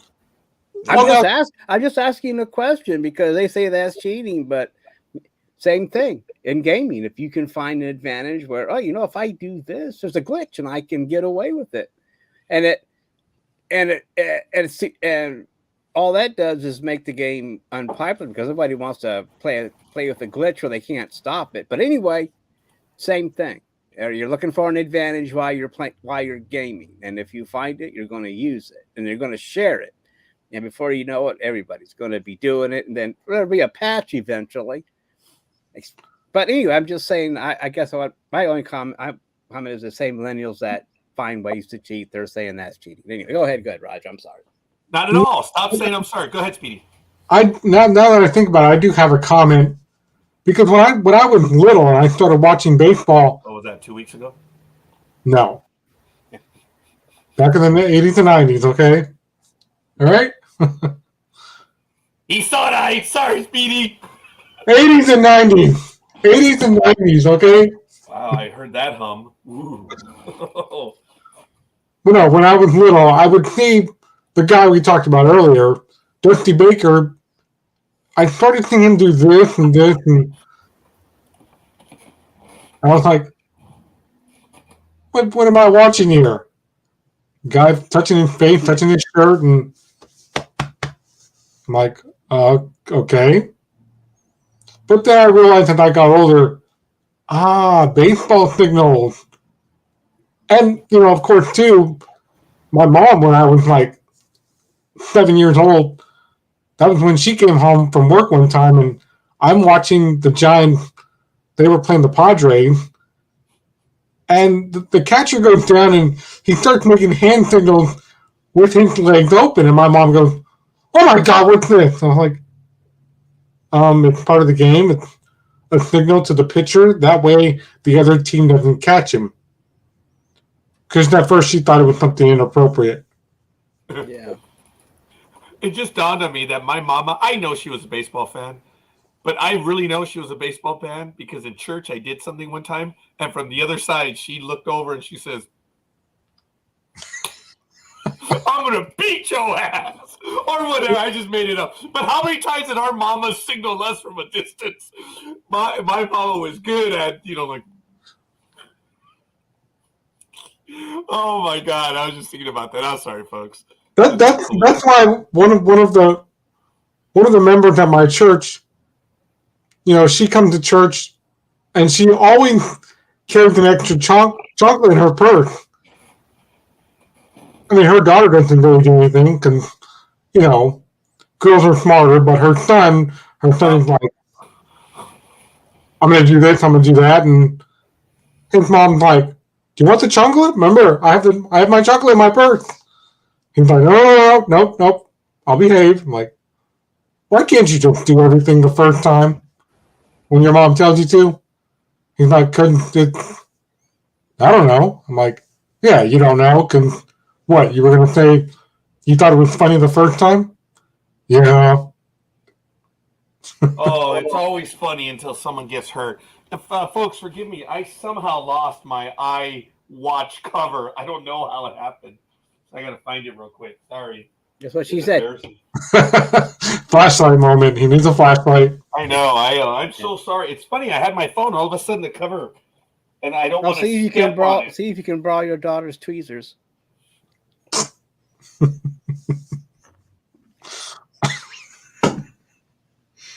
Tony, you got any comments on that one, Tony? Wow. So, while we have Roger looking for his thing, starting next year, not only can you go shopping on Black Friday for gifts, but when you're done, thanks to the NFL and Amazon, you'll be able to come home and watch a football game on Black Friday. Is that next year or this year? Oh, next year. This year, no, I can't. No. That's too late. But next year, the game is supposedly going to be starting at 3:00. Of course, we won't know the teams until the schedule comes out for next year. But I'm thinking that before too long, that whole weekend. What? It's going to be all weekend, right? Fucker. I'm telling you right now, I was thinking that. And that's what I get for talking slowly. That was my bad I gave you. But anyway, yeah, you're right. It's gonna encroach the whole weekend. It really is. And you're right, Roger. No, hey, if I figure it out, everybody's going to figure it out. I'm not going to be the only one. But that was a good observation, Roger. I didn't. I only got it from you, buddy, right now. The minute you said it was going to be on Black Friday too. Yeah, it's going to be all weekend. But we're not going to, I mean, well, remember, there's already 3 games on, Thanksgiving Day already. I mean, it used to be 2. Now there's 3, right? Now you're going to have another game on, Friday. Now, either they'll expand the games on Friday also, or they'll go into Saturday. But they can't. But then how many games you can actually have on Sunday? But they can't do too much. There won't be hardly any games on Sunday. So... Yeah. But still, one game on Friday and Saturday gives them the whole thing. I'm sorry, Speedy. I didn't mean to speak over you, but anyway, go ahead, Speedy. That was my bad. I kept rambling on. You go ahead, man. But see, that's why earlier in the season, people were like, "Hey, there's no Monday night game. What the hell's going on?" and I would direct them to Sports Talk with the Guys for us, and they'd be like, "Oh, so it's only on the NFL Network," and Yeah.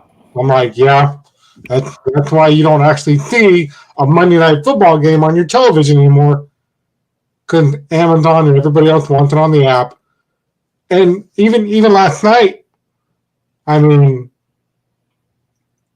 like I said, if you watch my video of my screen going black, and all I could hear was the audio from SmackDown, no picture on FS1. FS1, I think you need to fix your audio issue. I mean, your picture issue there, because I had audio but no picture. Thank you for that, FS1. And I somehow managed to type in the wrong number, and it took me to the NFL Network, and NFL Network on Comcast was still airing Thursday's game, and I was like, they don't have anything else to show? Oh, this was yesterday, right? Yes. You know, when I was at Applebee's yesterday, when we were watching, Thursday night's game was on. Yes. They were airing that last night, and I was like, Wow, you and I actually had a moment to bond. Wow. yeah. I was like, why is this on? They do have their prime time shows, like ESPN, where ESPN does the 30 for 30, or they'll do another special to cover up, 4 or 5 hours. But last night at 9:30 p.m., I meant to click back to the World Series game, and my finger went through and typed in the channel to NFL Network, and that's what they were airing. I'm like, well, I wasn't actually home on Thursday because the way my schedule was on Thursday. But I already know who won. But it's awesome I can actually at least watch part of this game. But yeah, if you were like me and Scorekeeper this week, and you were like, why is this on the NFL Network? No, I actually didn't ask that, but thank you, Speedy. No, I was watching the games, and on the other screen I saw it. No. Yeah, I know what you meant, because they have multiple games on. And coffee. To your point earlier in the show, where you said, well, who cares about football? It's baseball season and basketball. Well, like I've said many, many times over the last 10 years, you can thank, and even though Big Dawg wants to say what he wants to say, but it's not true, I'm telling you the truth. It was because of Ted Turner signing that AOL Time Warner deal in the 90s. That's why now you have, we lost Scorekeeper. I mean, yeah, Scorekeeper. He unplugged himself. Oh, well. I guess it's just me and Almighty. I guess so. Oh, there he is. Oh, there he is. Back. Welcome back, yeah. My mouse has, look at that. It has two here. It has a button here. It's got two buttons there, and it's got two buttons over here and two buttons over there. Sorry. Oh, we're in the same universe. No, mine's bigger. Yeah, that's true. Yours has more functionality. Mine is just. There it is, damn it. Jeez, this thing flew off, man. This is my iWatch cover. I'm paranoid because my iWatch is, it's still in great condition because I have the cover on it. Sorry, folks. There it is. But it just shattered the other day, and I'm going to get a replacement, but it still works. It's just, I got scared, man. Sorry. Oh, that's why we didn't have an interruption from Siri today. Wow. I was wondering. Let's just say I put her in her place for right now. Yeah, I guess so. But back to my point. But no, that's why coffee, you have, sometimes nowadays you'll see baseball on TBS, basketball on TNT, all at the same time cross-branding each other, and why there's no wrestling, because of what Ted Turner did in the 90s. Signing the AOL Time Warner deal was the worst thing and decision he ever made. Oh, shit, it was. Because now, and that's why now TV networks are like, well, we can't actually air this for you because we're doing something else. But we do have an app. We can just throw you on there, okay? And so some sports leagues and even like the minor league game that we went to over the summer, right, Scorekeeper? Yeah. That could have been on an app. We don't know. It is. That could have been on Fight TV. Fight TV is a thing now. Yeah, minor league baseball actually does have an app. You can actually buy minor league TV. It's crazy. Yeah. Just like you have the Major League Baseball TV app, they have the minor league. You can do the same thing and buy it by team or the entire. That's a lot of baseball, man. You know, now that I know that information, maybe I'll do that and I'll start watching the games and maybe I'll hear Scorekeeper and Big Dawg, "Hey, you moron! What are you doing?" And I'll be like, I know who that is, Young. I think I would be a bit more professional. I would be like Heisenberg is on Monday nights when we do interviews. He's button-down shirt and a tie, and he's always professional. This was the first Monday I didn't comment about it. Did you notice, Almighty? I think you did. It's par for the course now, pal. Yeah. Yeah, so I didn't want to take away from that. I mean, if you did or didn't, it doesn't matter. That's just my get up for the Monday night when we do an interview. That's just my get up now. Or actually, whenever we do a professional interview. And plus, that's my get up for the professionals too when we do those. Yeah, you know what? I wanted to do a professionals on Wednesday night, but I was I was gonna call you around 4:30 and say, let's do it. No, I'm dead. Well, I figured that out when there wasn't anything scheduled, and you Yeah. don't have to call me. Just send me a text saying, "I'm getting lucky," and. Dude, if I'm getting lucky, everyone on Facebook's going to know that, okay? So don't take it personal.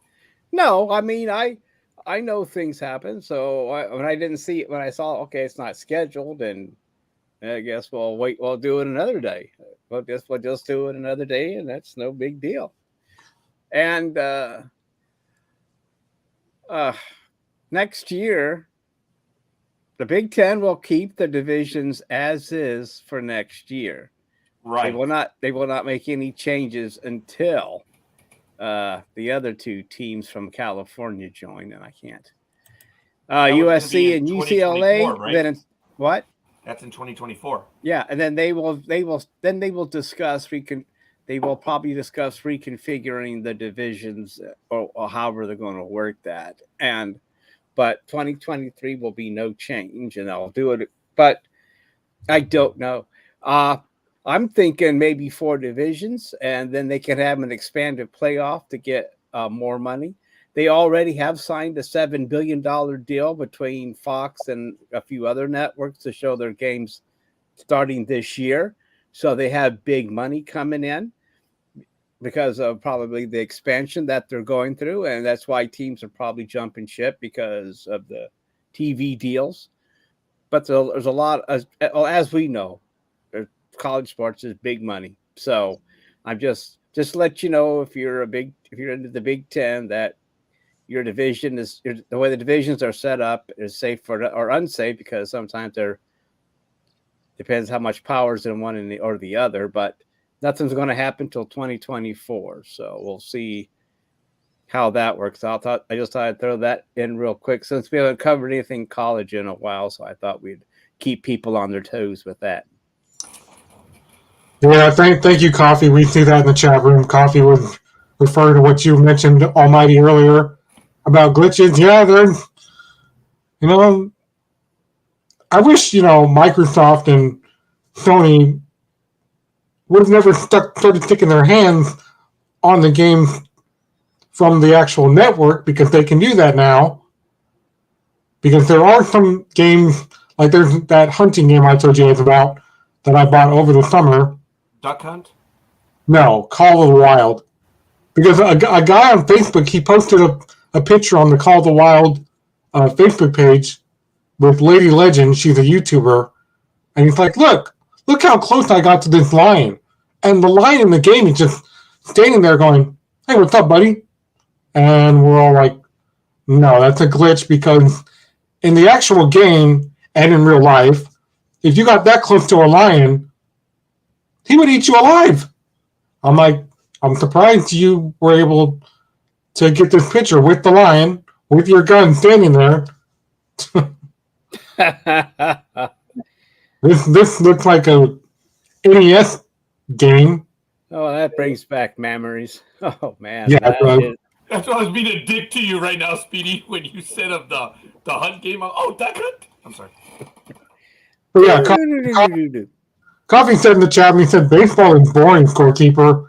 The only best part about it is the commercials. He said, watch hockey. Real athletes not doing real shit.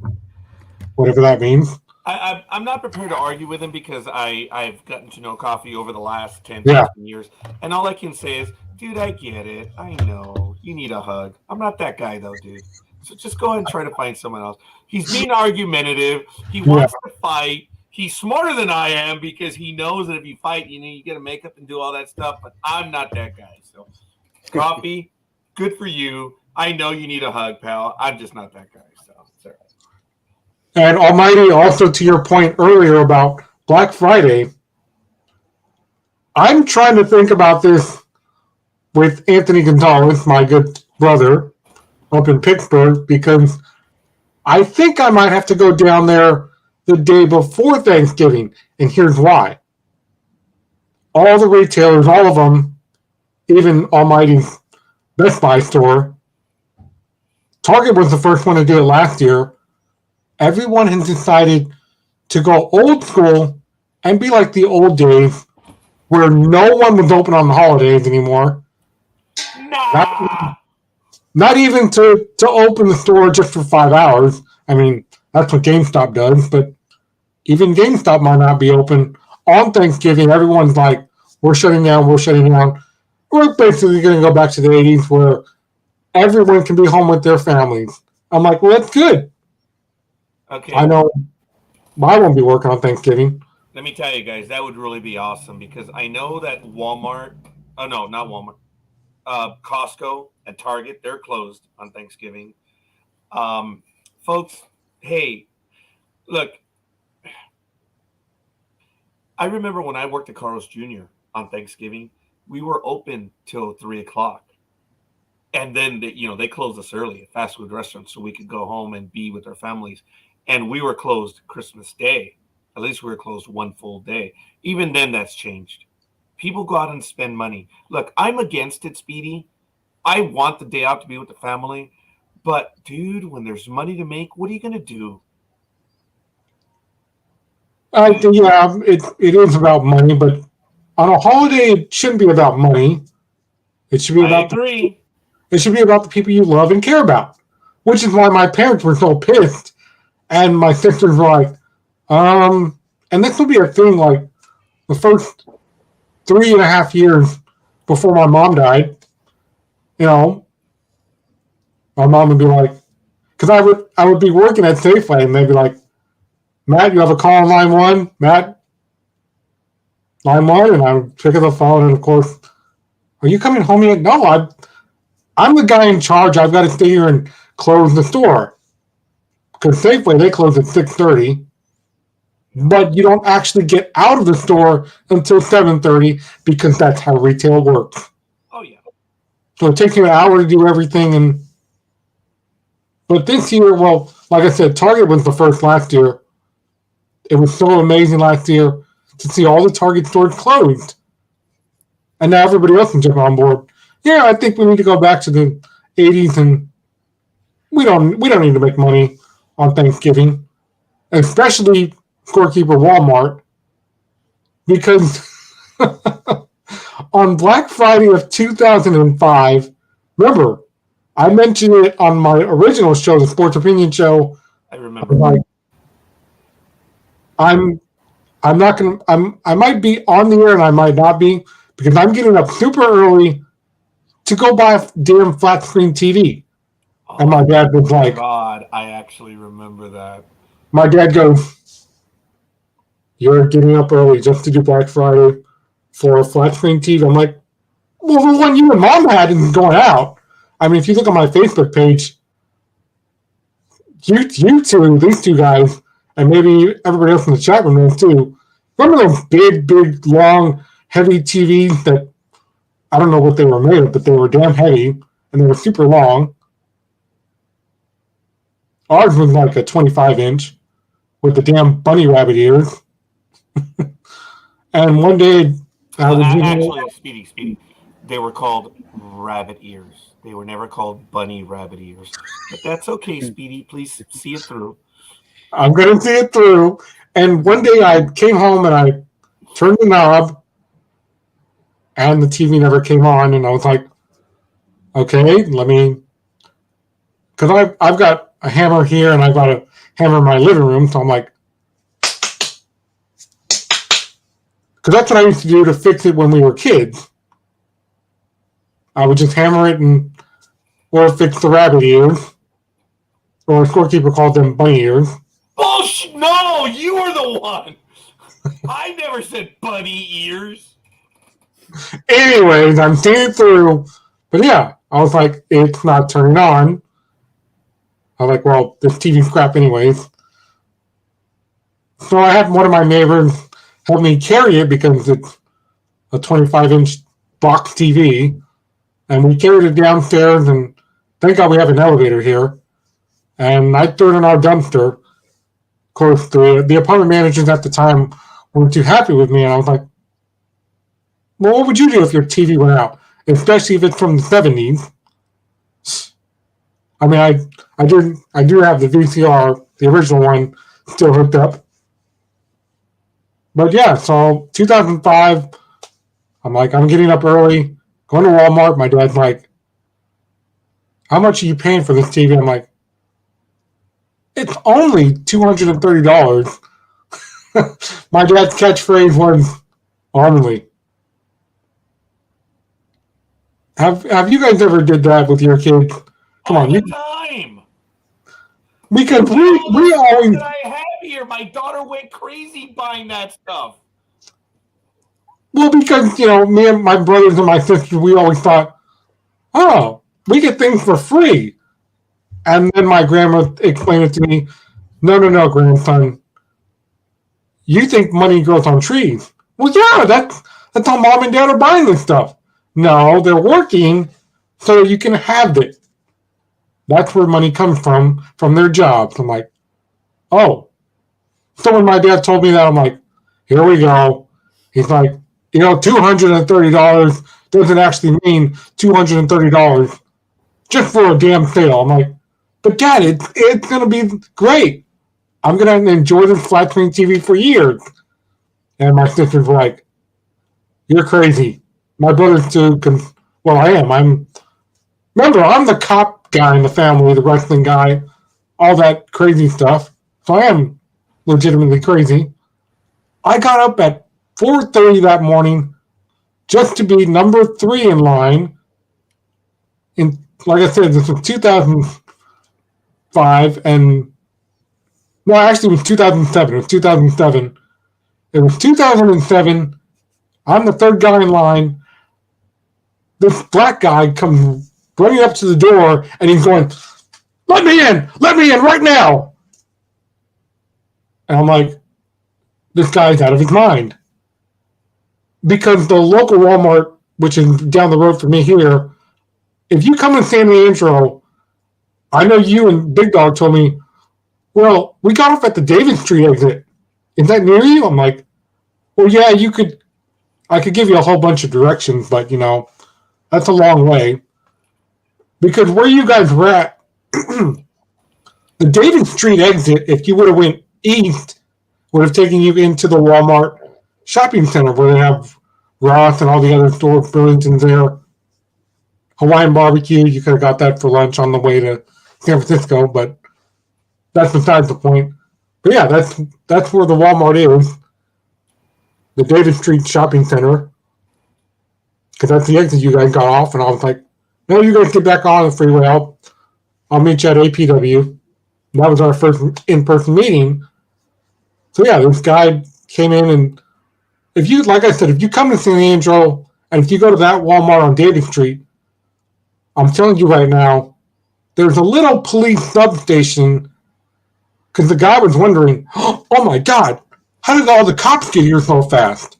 Well, they have their own little subdivision behind the damn store, you moron. Ooh. And this guy, here's what he does. He kicked the door. I'm surprised the glass didn't break. And as soon as the cops show up, he somehow got his way back in line and acted like he wasn't even part of the damn thing. And then he blended in so well that I lost sight of him because one of my buddies who's a police officer here, I would have been like, that's the guy right there. Get him out of line. He was the one doing all that crap. Because he thought, well, I should be allowed first. I was here before anybody else, and I want what I want for Black Friday. And this little security guard, she got in his face before the cops got there, and she's like, back up right now. What do you think you're doing? You can't just come in here kicking the doors and stuff. There's other people here too. And she wasn't scared. She was really short, but she wasn't scared. And I think she was the one that called the police. So, How tall was she, really? How tall was she? She was about... Oh, I thought she was really short. I'm sorry. Yeah, she was. She was like 5'2", 5'3". Yeah, she wasn't scared. Even though he was massively tall like Anthony, but she wasn't scared. She was just pushing him and going, back up, man. What do you think you're doing? He's like, well, I'm first. I have a right to be first. And I think that's why, places have decided to close on Black Friday. Well, for Thanksgiving. So, yeah, I've been talking with Anthony. I'm going to talk to him later again. Because we always go to GameStop on Black Friday to get our own deals near his house. And there's Almighty's limo going by. I heard that. Oh, was that Almighty's? I believe so. Okay. Oh, it wasn't me. It's It wasn't usually me. a stupid dog that's barking. I just heard a car go. I don't know who it was. But The coffee lives in the country because that's like the first car we've heard in the last 3 years. oh yeah, it might have been coffee. Oh, I'm sorry. I meant Almighty. Jeez. I'm sorry. I stupid. No, Tony. It was on the old TV. Now she wakes up. She says, I don't know what that means. But she says, hi, Siri. I'm stupid. I'm like, I never told you that, you moron. But she got involved. I'm sorry. Stupid wench. But no, Tony. That's what you had to do with all those old TVs. That's one of the ways you get it to work. You take a hammer to the right side. If you don't get a picture, then you go to the left side. You hammer that side. But yeah, it didn't work. Yeah, I didn't use a hammer, Speedy. You used a hammer? Well, I would just lightly tap it, Oh, you lightly tapped it? Did it respond? Yeah, and the picture would come back on, and that was one of the ways that I got the rabbit ears to work. Well, you mean the bunny ears? The bunny ears. Okay, I'm being politically corrected here. Oh, no. Let's see it through. Yeah, that would end up landing me to, because my brothers and my sister would be like, okay, turn it this way. Don't just turn it that way. No, okay, stop right there. It's kind of like being yelled at by the dad in the Christmas Story where he's yelling at his wife and he's like, no, move the lamp this way. No, okay, no, all right, stop right there. That's perfect. But I couldn't let go of the rabbit ears because if I let go, we would lose the picture. I would have to do it all over again. And that was always the process growing up. But yeah. I was lucky. We had the TV antenna on the outside of the house. And you just plugged it in. So, yeah, Tony, he was hammering his knob. Yep, there's no doubt about that. So, no sarcasm from Coffee on where money comes from. Because my daughters one time told me, let's go do this. No, I don't have the money. And both of them said, well, there's the ATM. Your daughter knew what an ATM was. At which point I remembered when my parents said, go find it on the trees. Money doesn't grow on trees. Like, every generation has something. So I think in the future, my daughters, if they ever have children, they're going to say, use your thumbprint. I'm not using mine. Yeah. Hey, that's what's probably going to be in the future. Could go blind. Yes, you're right, Tony. Got to be careful, Speedy, because if you hammer your knob, you could go blind. No, I don't want to brag, but let's just say, Tony, I'm too good for that.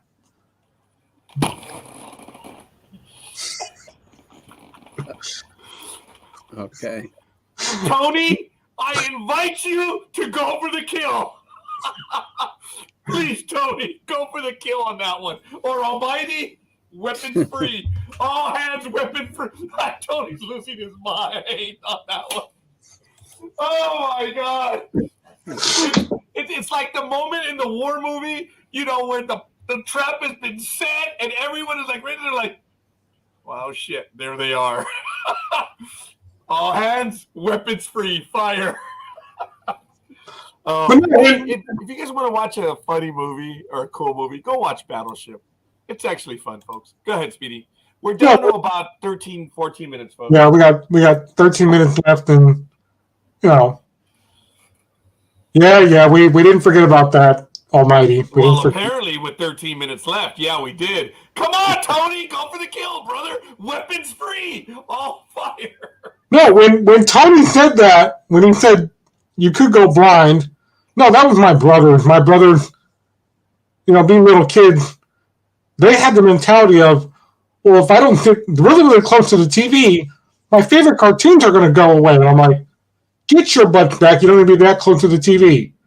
And my mom was like, your brother's right, because if you sit that close, you're going to go blind one day, eventually. And my brother was like, no, the cartoon is going to leave. I'm like, sit on the couch. The cartoon's not going anywhere. You and your damn Pokemon crap. Yeah, but the future kids, Scorekeeper, they're going to be like my coworkers were, going to Starbucks and going, okay, and the barista's going to scan the QR code. There you go. There's your drink. All right. Well, fair enough. Thank you for that, Speedy. That was a good story. Coffee's going crazy. Is none of my business. Yeah. So, hey, it is what it is. So we're not going to comment about. I salute you, masturbator. Oh, all right. I'm going to play that scene from Battleship in a little bit if we're all set to go. But in the meantime, Almighty, why don't you go ahead? I think that'll be our closing shot because it's a really cool scene in the movie. You guys got to check it out. Almighty, who's getting the divorce? Or no, I'm sorry. It's official. Who got the divorce? Well, they're not divorced yet. Tom Brady and Giselle are going to get a divorce. Yeah, we kind of saw it coming. I just brought it up because Tom Brady is getting it from both ends. He's on a sucky ass team, and now he has the personal issues going on.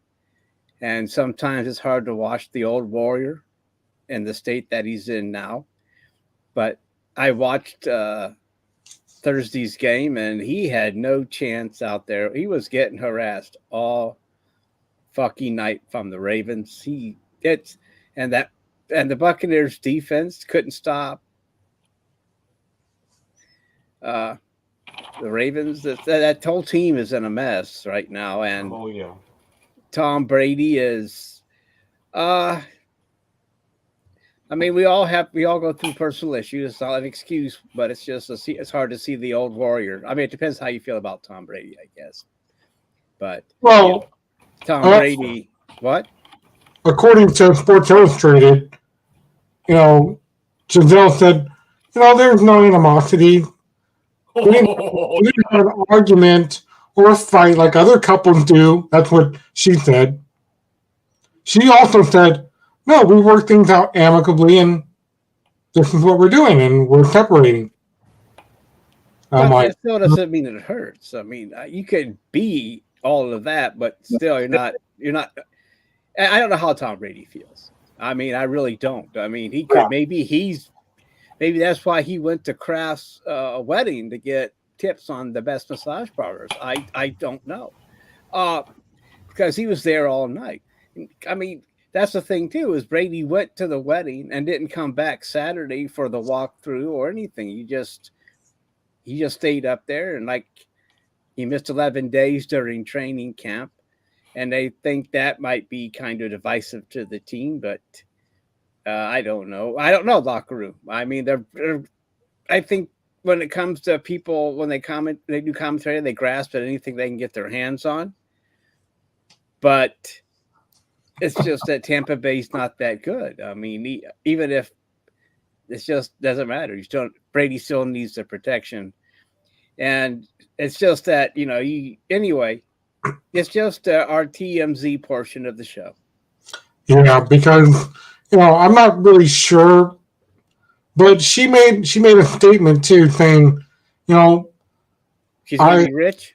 No, she said, I thought he was done. I supported him. Yeah. But then, and I was like, maybe she divorced him because he probably pissed her off by saying, no, I'm not retiring. No, I'm going back in.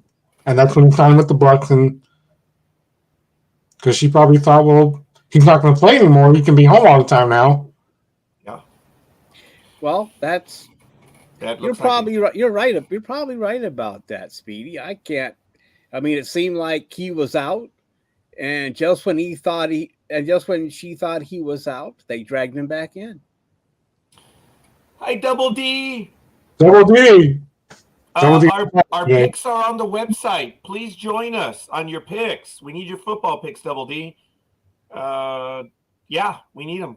Maybe I'll send them over to you, and you can comment either on Facebook or go straight to the page.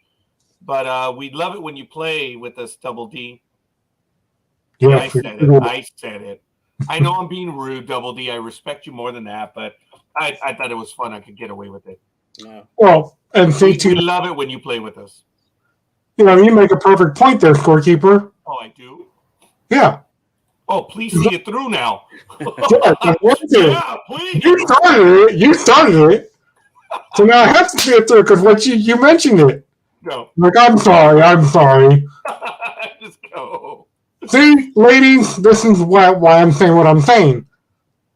And Almighty, I don't know if I'm right. I might be, but I probably am because as Scorekeeper just proved, we're guys, we're stupid. Oh yeah. Yeah. Oh So, yeah. because I've done that, to women before. I'm like, no, you don't need to worry. I'm not going to do that anymore.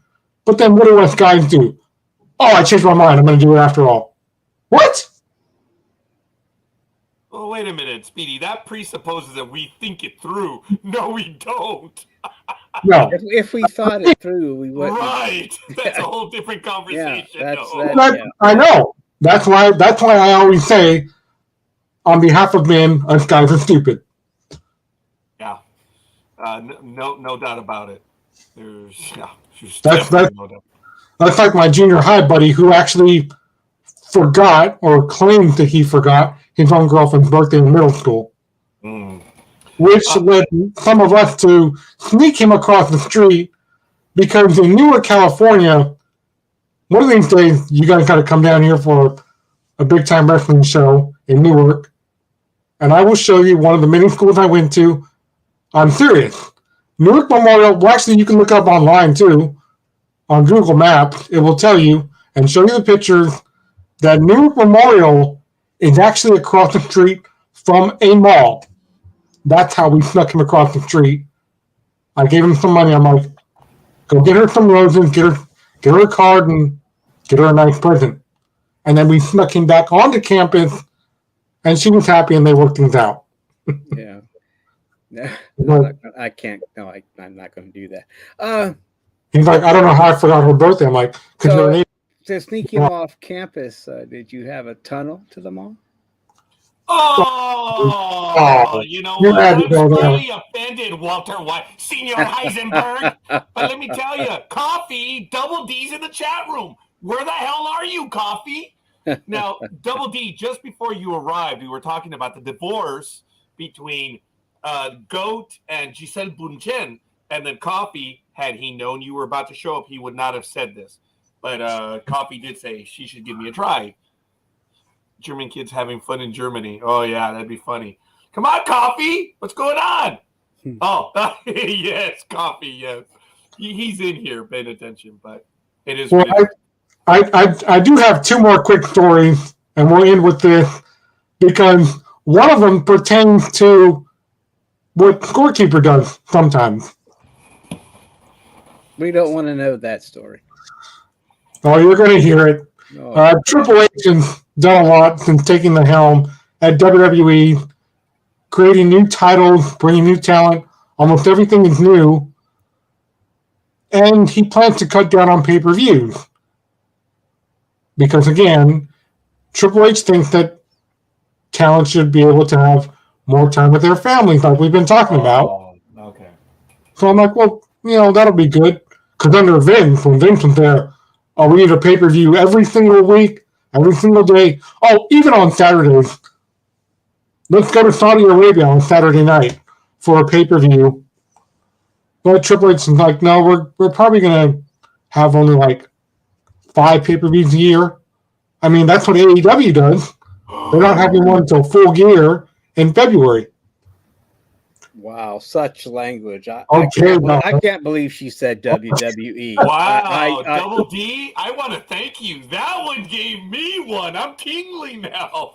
Wow, sorry, Double D. I've known you for a while. I apologize, but I am tingling. Thank you. God. And for our final story, I can't even fake that. I really was. I know. But when I'm is this? sorry, Double D. When does this take effect, Speedy? The next year? Will they Probably next year. Okay. Because all the pay-per-views have already been scheduled for this year, so. Well, I didn't know how far in advance they go. I mean, would it start in 23 or will it start in 24? I don't know if all the matches are already set up for next year even yet because it's already October. Well, this is brand new news coming out. It came out yesterday, so we'll see what happens. Well, I guess you'll find out for us and let us know. Yeah. Will you miss the extra pay-per-views or will you be glad to save some money? Honestly, I think a lot of people will be glad to save some money because, I mean, pay-per-views are $60 plus tax, right? So, yeah. For our final story, Caleb Braxton, we all have different sides to us, right? Some days we're okay, we're cheery like Scorekeeper is right now. And other days we're like, get out of my face before I kill you. I mean it, I will do it right now. Well, Caleb Braxton just happened to have that problem with an Uber driver on Tuesday. She tweeted out on Twitter, yes. She tweeted it. Thank you. Hey, Uber, I just had the rudest driver who told me she was going to make me get out of her car because I didn't say hi when I got into her car. But mind you, Uber, she didn't say hi either. It's 7 a.m.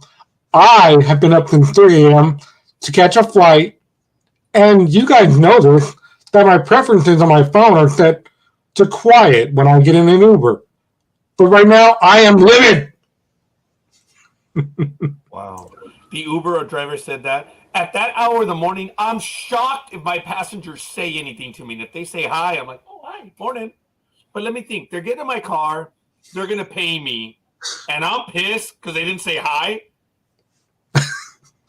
Yeah, she told Caleb Braxton, hi, like that was her. I guess that was the Uber girl driver's way of saying, you need to acknowledge me, say hi when someone says hi to you.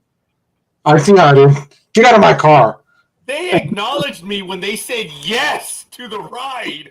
Exactly. Come on. Okay, look. All right, whatever. I'm not expecting because I get a lot of mice in the back. I told you that I had a passenger text me during the ride. Are we almost there yet?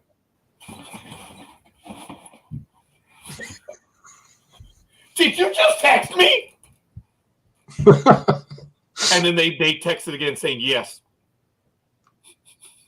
Okay, I'm lying about the second text.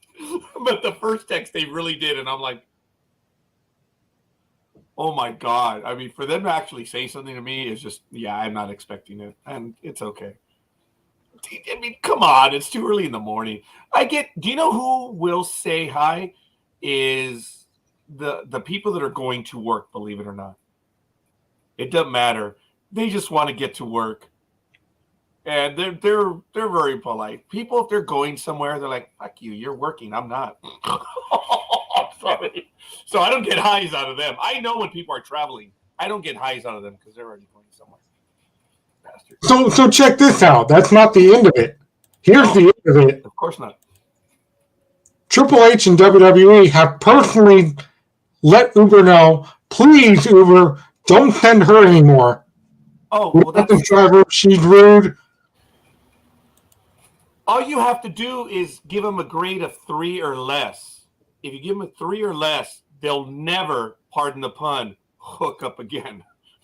They'll never. No, if you grade them 3 or less, you'll never see that driver and or passenger again. You don't have to make a scene. I think they made this shit up. I really believe they think they did. Because anyone who knows, that's the way it works on Uber and Lyft. Give them a 3 or less, you'll never, ever. So it's not very smart if you're calling at 3 a.m. trying to get somewhere, and that's the only Uber driver in the area, you're L. Yeah, seriously. Good luck with that, man. Yeah, I mean, I've done that. That's what I did when I drove down there. People were like, waving at me, and I'm like, what do you want? Oh, you want me to? Okay, I'll move over to this lane. Oh, that's why you wanted me to. Okay, well, whatever. It's only 5:30 in the morning. Yeah. Yeah, well, that's the way it is. All right, fair enough. Do we have anything else? Otherwise, I'm going to go with my thing, and that's how we're going to end it, folks. We're probably going to lose the sound on the replay, but I'm going to play it now. For those of you who haven't seen it, it is really cool. It's fun. Check the movie out. It's Battleship. Here's your theme just before we celebrate. It's just the very end.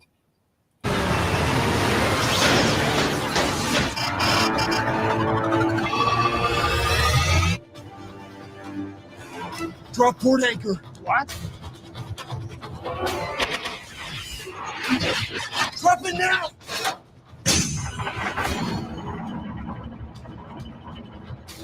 We are gonna die. We are gonna die. You're gonna die. I'm gonna die. We're all gonna die. It's not today.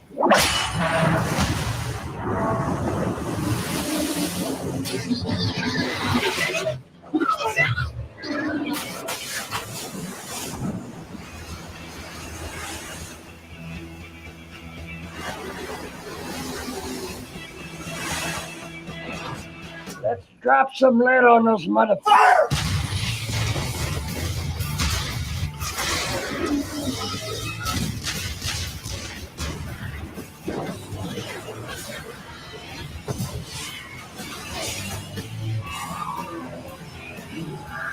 Reload! Reload! Fight it back in the reset! Secure the hatch and the port side ready! Release the anchor.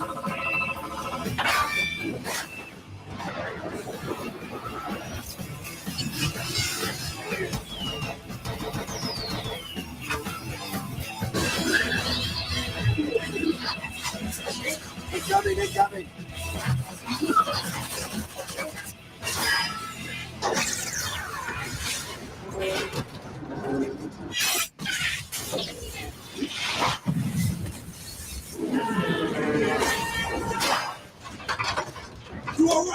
ain't gonna sink this battleship, no way.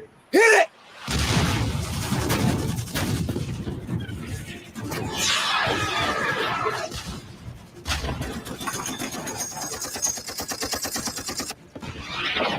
Everything you got!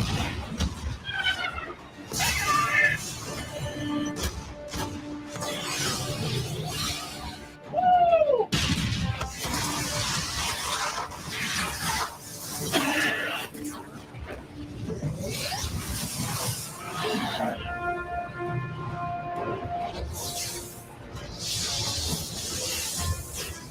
I want every available plane on this ship in the air, now! And we're going to call it right there, folks. If you guys have not seen the movie, it's fun. You should check it out. It is really cool. That was Battleship. It's still far from over. There's a lot going on. But Speedy, that was for you when, when Tony even was saying, way to go, masturbator. That was the moment I got the inspiration for. Oh, okay. But it's fun. It's fun, folks. Check out the movie, Battleship. It's cool. All right. On behalf of Speedy, on behalf of Engineer who joined us earlier, and Jay in the chat room, and Almighty, I'm the Scorekeeper. Almighty, would you take us away? All right, everybody, have a good week, everyone. I hope you have good luck with your picks, unless they are not the same as mine. So, everybody have a good week, and we'll catch you next week, and we'll have a good old time then. Take care. Get your Halloween candy. I'm going to right now. Peace. That's true. Yeah. Don't forget there's Halloween, and make sure you check. Don't get too fat. Aw.